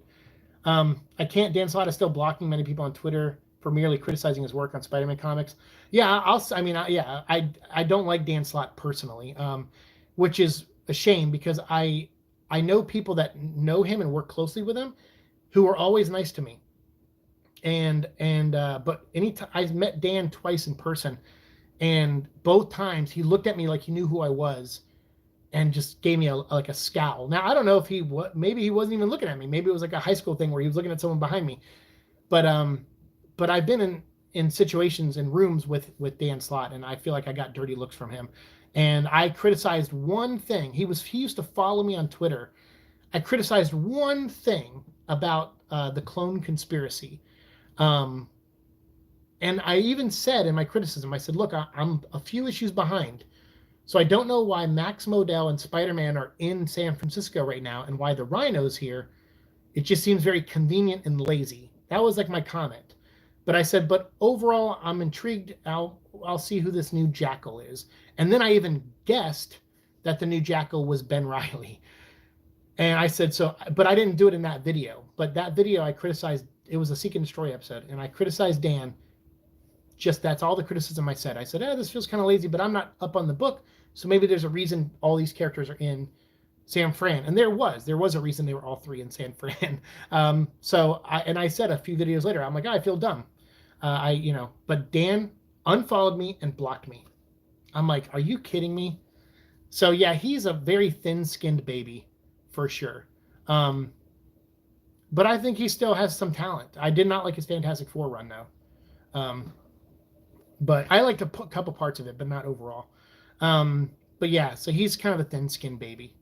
And that's a shame to say because I did have respect for that guy, and I still do on some level, but as a writer, but it's like, I don't know. But if he's like that with fan criticism, I can only imagine what he's like to work with. So I just wish the retcon one more day out of existence. But see, if you do that, then you undo everything that's happened in the last 10 years. You just essentially create another one more day. And honestly, anyone who will do that, you will see, I will give a negative review for. That's what I thought Nick Spencer was going to do. I thought he was going to do another, because you can't undo one more day. It has to exist, because otherwise you then create another one more day where the last 10 years hasn't happened or whatever. So that's the biggest thing I hated about One More Day. I hated that they retconned a chunk of history, but apparently it didn't affect X-Men history or Avengers history or anyone else, just Peter Parker's. It was just too convenient and lazy. So I don't agree with that. One More Day has to happen. It just has to. That's the thing about comic books. There's going to be so many stories you don't like. There's so many Green Lantern stories I don't like. I mean, I wish Hal Jordan didn't turn evil and kill everybody. That really sucks. Wish we could have that one back as Green Lantern fans. But then hopefully you get a writer like Nick Spencer did with Spider-Man or Jeff Johns with Green Lantern, where they go, okay, I'm going to have to retcon a few things, but that is such a major event, I can't retcon it. I have to acknowledge that it existed because Hal Jordan killed all the Green Lanterns. So I have to acknowledge it, and how do I bring them back? And then you come up with a story like Rebirth and Recharge to do that. So,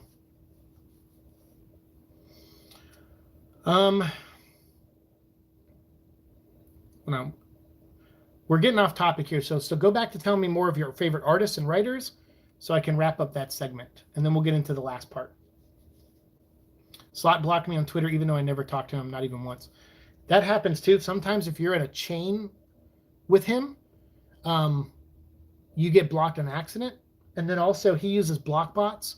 So if you follow someone like I think Tevia knows a girl named Nerdette something, because I see you post on your community board about her sometimes, where you tag her to say like, hey, watch my recent video or something.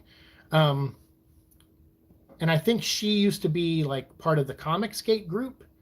So that makes sense because Dan Slott probably blocked her if she's on Twitter. And if you follow her on Twitter, then that block bot will then block you. That's, from what I understand, that's what Dan Slott does. He just kind of shuts out.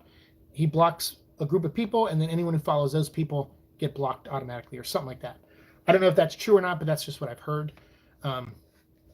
So yeah. He seriously needs to start changing his way if he doesn't want bad PR anymore.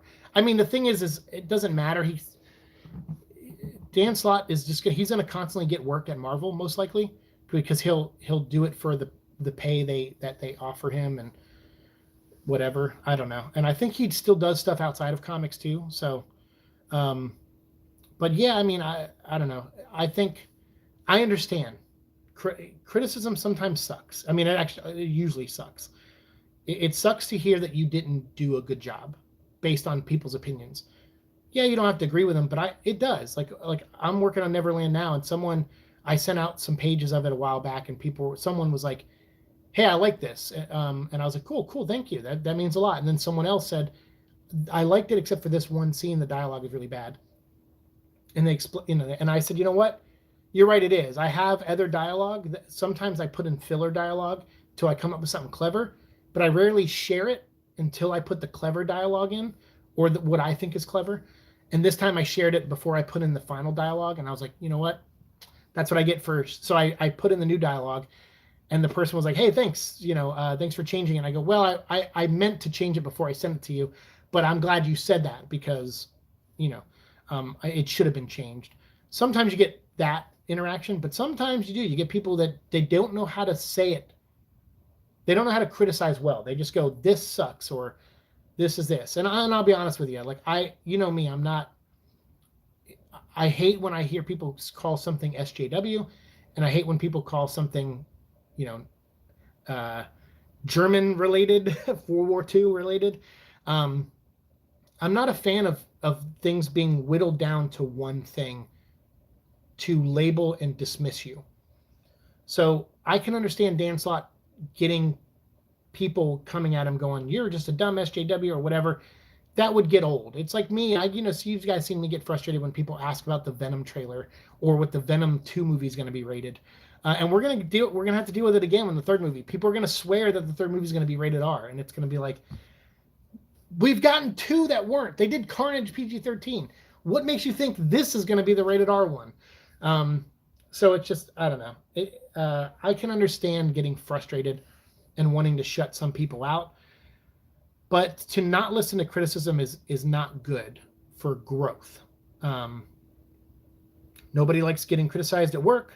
They like to think they're doing the best they can and that they're doing a good job. And when they hear they aren't on something, it hurts. You take it personally. You have to learn to try not to. I take it personally. I know people tell me all the time, they're like, dude, don't take it personally. I'm like, I do, but that's okay. I'm learning how to take it personally and adjust. So I don't want to, I know someone's not telling me it as a personal thing. They want me to be a better employee. But sometimes you can't help but take it personally. So there's nothing we can do about that. Or at least me. I can't do anything about it. I have to take things personally because it feels personal to me. My work is my everything, whether it's a YouTube video or writing or, when I worked at the dealership folding shirts, whatever it is, talking to customers, I take that to a certain level. Like I think I'm doing the best I can. And so when I hear I'm not, it's like, it sucks, But hey, we all make mistakes, so just, you're human too. But Dan Slott doesn't feel like that. I feel like he's not like that at all. I'm okay with Peter struggling, but he doesn't have to hit rock bottom all the time. Agreed. In Nick Spencer's run, Peter really was at rock bottom that whole run, with little glimmers of hope. And when that ended, I was like, good. He's in a better place. I'm not saying he has to live in a mansion and be like Dan Slott made him, where he was a millionaire or whatever. We don't have to go to any of that. But just him having a 1-bedroom apartment in New York, a small apartment. I've seen them on YouTube. There's some that are like really small and they're like, $1,200 a month or something. Give Peter one of those, and give him a steady job and give him, a girlfriend. Like maybe him and Mary Jane are just meeting for coffee, twice a week just to see where it goes. Or they're just friends and they go to movies together, whatever, just do something with it where it's consistent, where he has a little bit of a routine going. Because I know people go, no, but that's not a Spider-Man story. Right. You're right, it isn't. It's a new Spider-Man story. So try telling one of those from time to time. So yeah, for sure. All right, so anyone else list any comic artists? All right, nope, okay. What makes you think Venom 3 will be rated R? Guarantee someone will say because the last 2 weren't. Oh yeah, for sure. We're going to get that for sure, VCX. What's up, man? Good to see you. All right, so we got everyone's comments about what some of their favorite artists were. Some of us knew the character, the artist names and writers' names. Some of us don't, but that's okay. So if you know the names of the favorite artists or writers, or you don't know their names and you know what stories they wrote or drew, list them down below, and we'll keep talking down there. And so the last thing I want to talk about, because we've gone through Venom runs, Venom merch, Venom memes, costumes, and cosplay. We talked about the live action films. We talked about cartoons, video games, writers, and artists. But I want to know, who is your favorite symbiote other than Venom? I know a lot of you will probably pick Carnage. Some of you might pick Toxin. I'm really interested. Besides Venom, what other symbiote is your favorite? Now, keep in mind, I would argue maybe Anti-Venom is not a symbiote, which is why it's not my favorite. I didn't list Anti-Venom because I'm like, well, it's not really a symbiote. It's kind of created in a way using some of the synthetic material of a symbiote, but then mixed in with whatever Alchemex is working on. So, yeah, not really a symbiote. For me, I would say Carnage and Sleeper are two of my favorite. I mean, I'm not a huge Carnage fan, but outside of Venom, yeah, I do like Scream a lot too. So I'll put Scream in there. Still iffy on the silence portion of her. We'll see. We'll get more stories of her, I'm sure, at some point with Summer of Symbiotes coming up. But Sleeper I really love. I love the idea of someone who doesn't even have a host. I mean, he for a while had a dead, what was it? It wasn't a Skrull, but it was a... Who are the ones that fight the Skrulls? Why am I blanking on that? I'm having such a brain fart. Kree. It's like a dead Kree guy inside of him. And then now he just has no suit. He turns into a cat. I really love Sleeper. I think that's one of my... Remember when Costa was doing his run and I was like, this first story wasn't great with Lee Price. And then it got into Venom again. So I'm like, okay, Venom's back at least. Then they did a fun story with him and the mole people or whatever, and the lizard people under the sewers in New York. So I'm like, okay. That's kind of fun. And then they introduced the concept of Jessica Drew came in and she talked about, or Jessica Carpenter? No, Drew, Spider-Woman, got involved and found out the symbiote was pregnant and that it was keeping the secret from Eddie. And I'm like, oh, this trope again.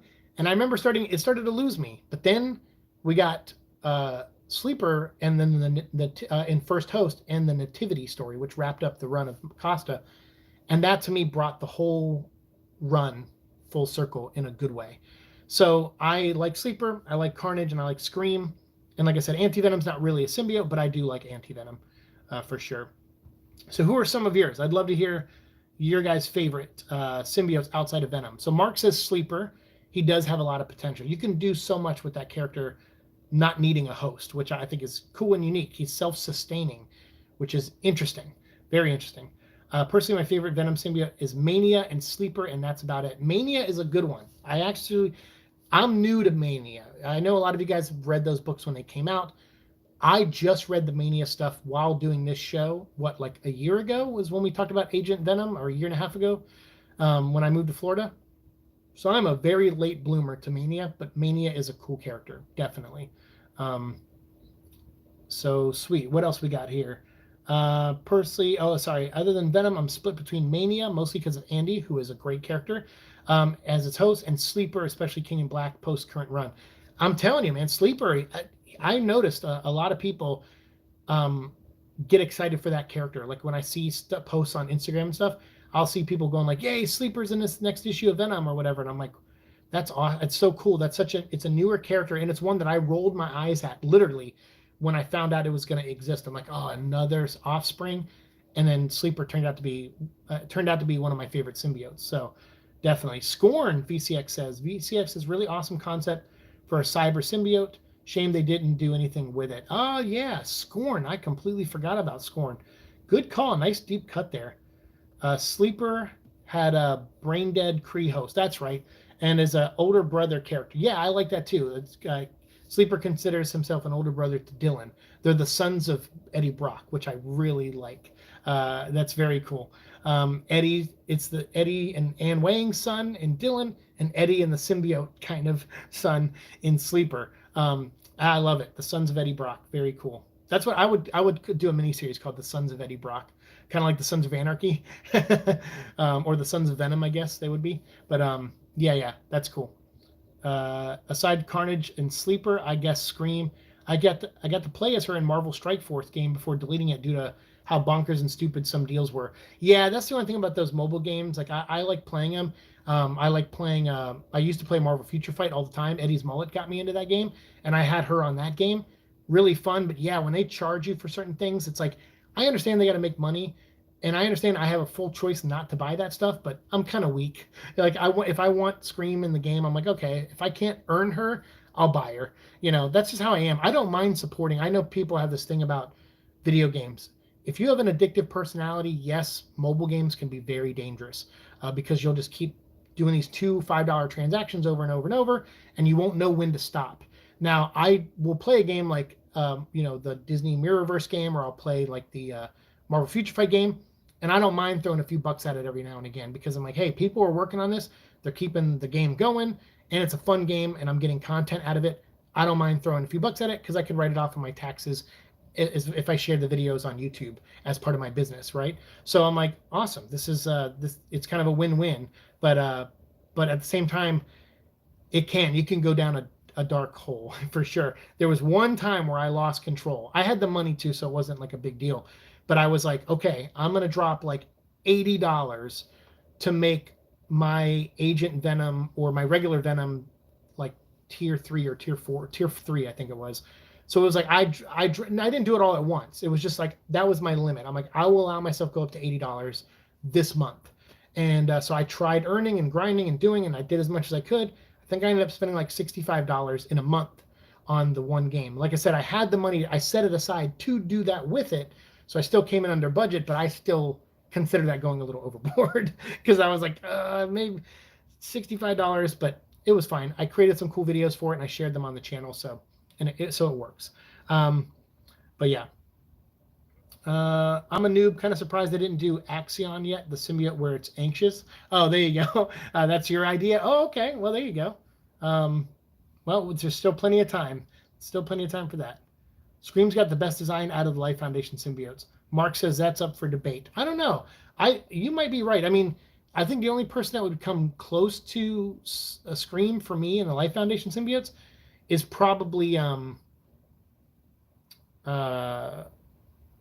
Lasher. Lasher, the green and black symbiote. That was probably the closest to Scream. So I don't know. Yeah, I guess it could be a debate. But Scream does look really cool though. I love her, and she was in that Spider-Man ride that I rode at Universal recently, which I was like, that's so cool that they put her in there. They didn't use Venom, they didn't use Carnage, they used Scream. I'm like, yeah, it's pretty awesome. Stop spending money on mobile games, VCX said, after I spent $100 on Avengers Academy. Haven't dropped a dollar on mobile DLC since. Buying mobile games outright is fine though. Yeah, I bought some Final Fantasy games to play on my phone, like Final Fantasy Tactics. I think it was like $10. So yeah, like things like that I'll buy outright. But yeah, like like I said, I don't mind dropping like $10 a month. If I'm playing one actively, like if I'm just playing it once or twice a month, I'm not going to drop money on it. But if I log in every day and try to get the day's crystals or whatever it is, if I'm that adamant about playing it, then yeah, I want to support the game too, but only when I have money. First is obviously Ace and me and food and bills and all that. And then once all that's paid, I go, okay, well, what comics can I get for the show to do reviews of, and which figures are out there that I might want to get. And if I can make a YouTube video on it, again, I save the receipts. I plan them for my taxes. Cause typically with my job, since I work with bonuses and stuff at my real job, I end up owing money for at the end of the year, sometimes like a couple $100. So then what I do is I write some things off I don't write everything off because if I did, I'd probably actually make some good money back because I don't actually make money doing YouTube. Every year that I've done it for the last 5-6 years, I've been at a loss. I have not actually come out on top with as much money as I spend to making the content versus like, what I get back. So I have been operating at a loss mostly. So what I do though is I just go, okay, well, I'll write some of this stuff off so I can at least break even. So I just don't owe money for taxes and I don't get anything back. I just break even. So that's what I try to do. I try to make a few dollars if I can, but again, I don't want to write every single thing off. I just write stuff off that pertains to the business, like my internet bill, and then some things that I did reviews on and stuff like that. But I only try to write things off that I don't plan on reselling. So toys I typically don't write off because I know at some point when things get tough, I will resell them on eBay. So I don't write those off. So I make a list and I do my thing. So but yeah, Scream was probably my only favorite symbiote from the Life Foundation. Tevia says, yeah, she's cool. Andrew says, don't feel bad, Siike. That's kind of the games literally are designed to trigger that gambling addiction. I can generally avoid spending, but drop money all on my favorite. Yeah, I mean, I felt bad about that one time because I was like, maybe I should have given myself a lower budget. But then at the end, I had a tier 3 Venom, and I got to run around and play the game and do things I couldn't do before with them. So I'm like, it's fine. I don't regret it. But that's the thing, is you got to really budget yourself for that kind of stuff. And yeah, like I said, I'll play the Disney Mirrorverse game for a whole week. I won't drop a dime on it. I'll just play the whole thing, and then I'll get to a point one day where I'm like, you know what? I don't really need anything major, but I know there's an event coming up. Maybe I could use a couple extra crystals, so I'll buy $5 worth of crystals. That way, I'm supporting the game financially, and then I'll hang on to those crystals, and I'll wait. And like a month from now, when that event happens, I can use them on the event. I would do stuff like that. But that way I feel like I'm contributing in some way. Ultimate power. That's the okay. There you go. Ultimate power. The whole play every day thing kills my interest in games. Even games like I turn away if they do that. Yeah, I mean, I don't mind because for example, the Mirrorverse thing, I don't even really play it anymore. My alter, other part, Blue, plays it on his lunch breaks at work. I guess he got into the game because at one point I was playing and I was on chapter like 4 maybe of the game, and then next thing you know what, I logged in and I was like, oh, have I logged in? And I had missed a couple days. I'm like, oh dang, I don't think I've been logging in. Well, I didn't miss any days. Someone was logging in and playing it on their lunch break every day. So that's how I saw like, okay, there's an interest from Blue in this game. So I kind of just left a note like, hey Blue, if you're going to continue the story of the game, can you record the missions? Because I might post them up on the gaming channel, which I have been doing with Mirrorverse. So now it's more, I might log in if I'm around just to like do like the essentials. Like they take like 10 minutes to do, where I go and I do the supply runs, which is just hitting replay over and over and over until my crystals are gone. And then I'll, or my diamond, whatever they are, energy. And then I'll go in and I'll collect the daily rewards. And then I usually turn it off. And then Blue actually plays the game. So that's our thing. But I left a note like, here are my rules for mobile games, because I do not want to see $100 bill, like a bill for $100 for this game on our next after we get paid next week. Hey Siike, I'm glad I made the stream 5 years, huh? Wow. Hey, thanks Tom. Thanks for being here, man.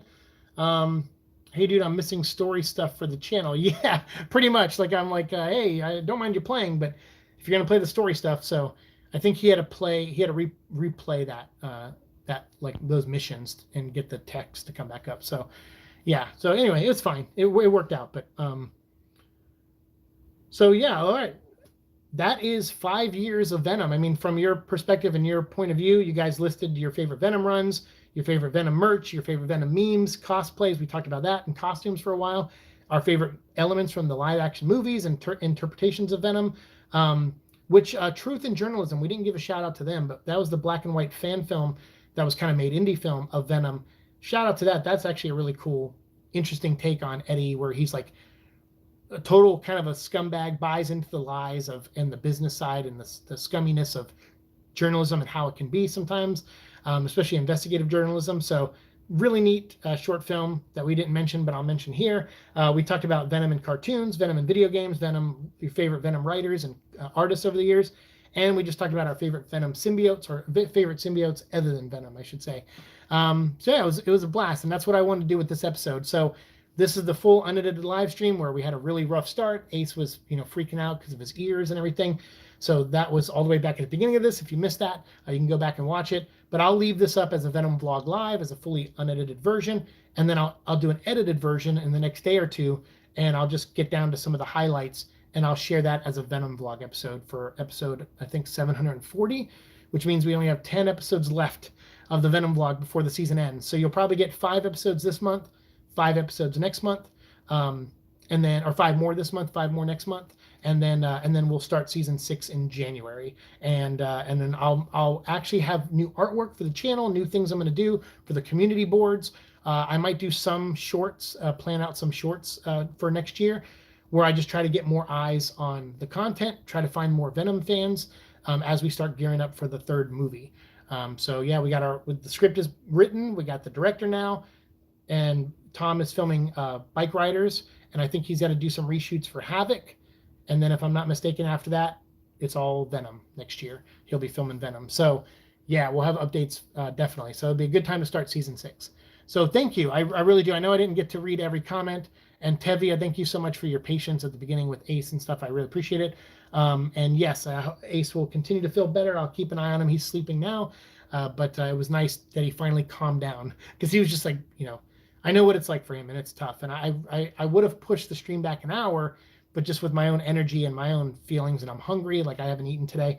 So I got to go do all that normal stuff. And then probably later tonight, back on Twitch, I have been playing Gotham Knights with no, I played with the audio on, but the audio is really messed up.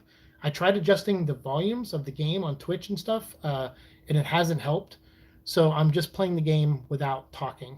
And it is tough for me to play because the game has been inducing feelings of me wanting to have a seizure because of all the lights that come by sometimes. So yeah, it's been rough. But I am trying to tough through the game because it was expensive to buy. It was, $70, which I didn't really have at the time to spend it.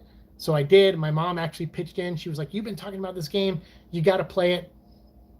It's not the greatest game, but I'm trying to get our money's worth. I feel bad. It was gifted partially to me, so I want to at least play my mom's money's worth. If I lose $40 on it, that's okay. But I want to play at least her $30 worth. But we're moving through the story, so it's working out okay. But then I'm just trying to beat it before Midnight Suns come out. Yes, I will probably play God of War Ragnarok on Twitch, but it'll probably be early next year. I just don't have time right now to play the game. So I'm going to try to avoid spoilers the best I can. I did for the first game. When I played the first game, I played it 2020. I played the first God of War when I moved here during COVID. And I had no job, and it was just me living in that first apartment with Echo. And it took me like a couple weeks, I think like 2 weeks, 3 weeks to beat the game.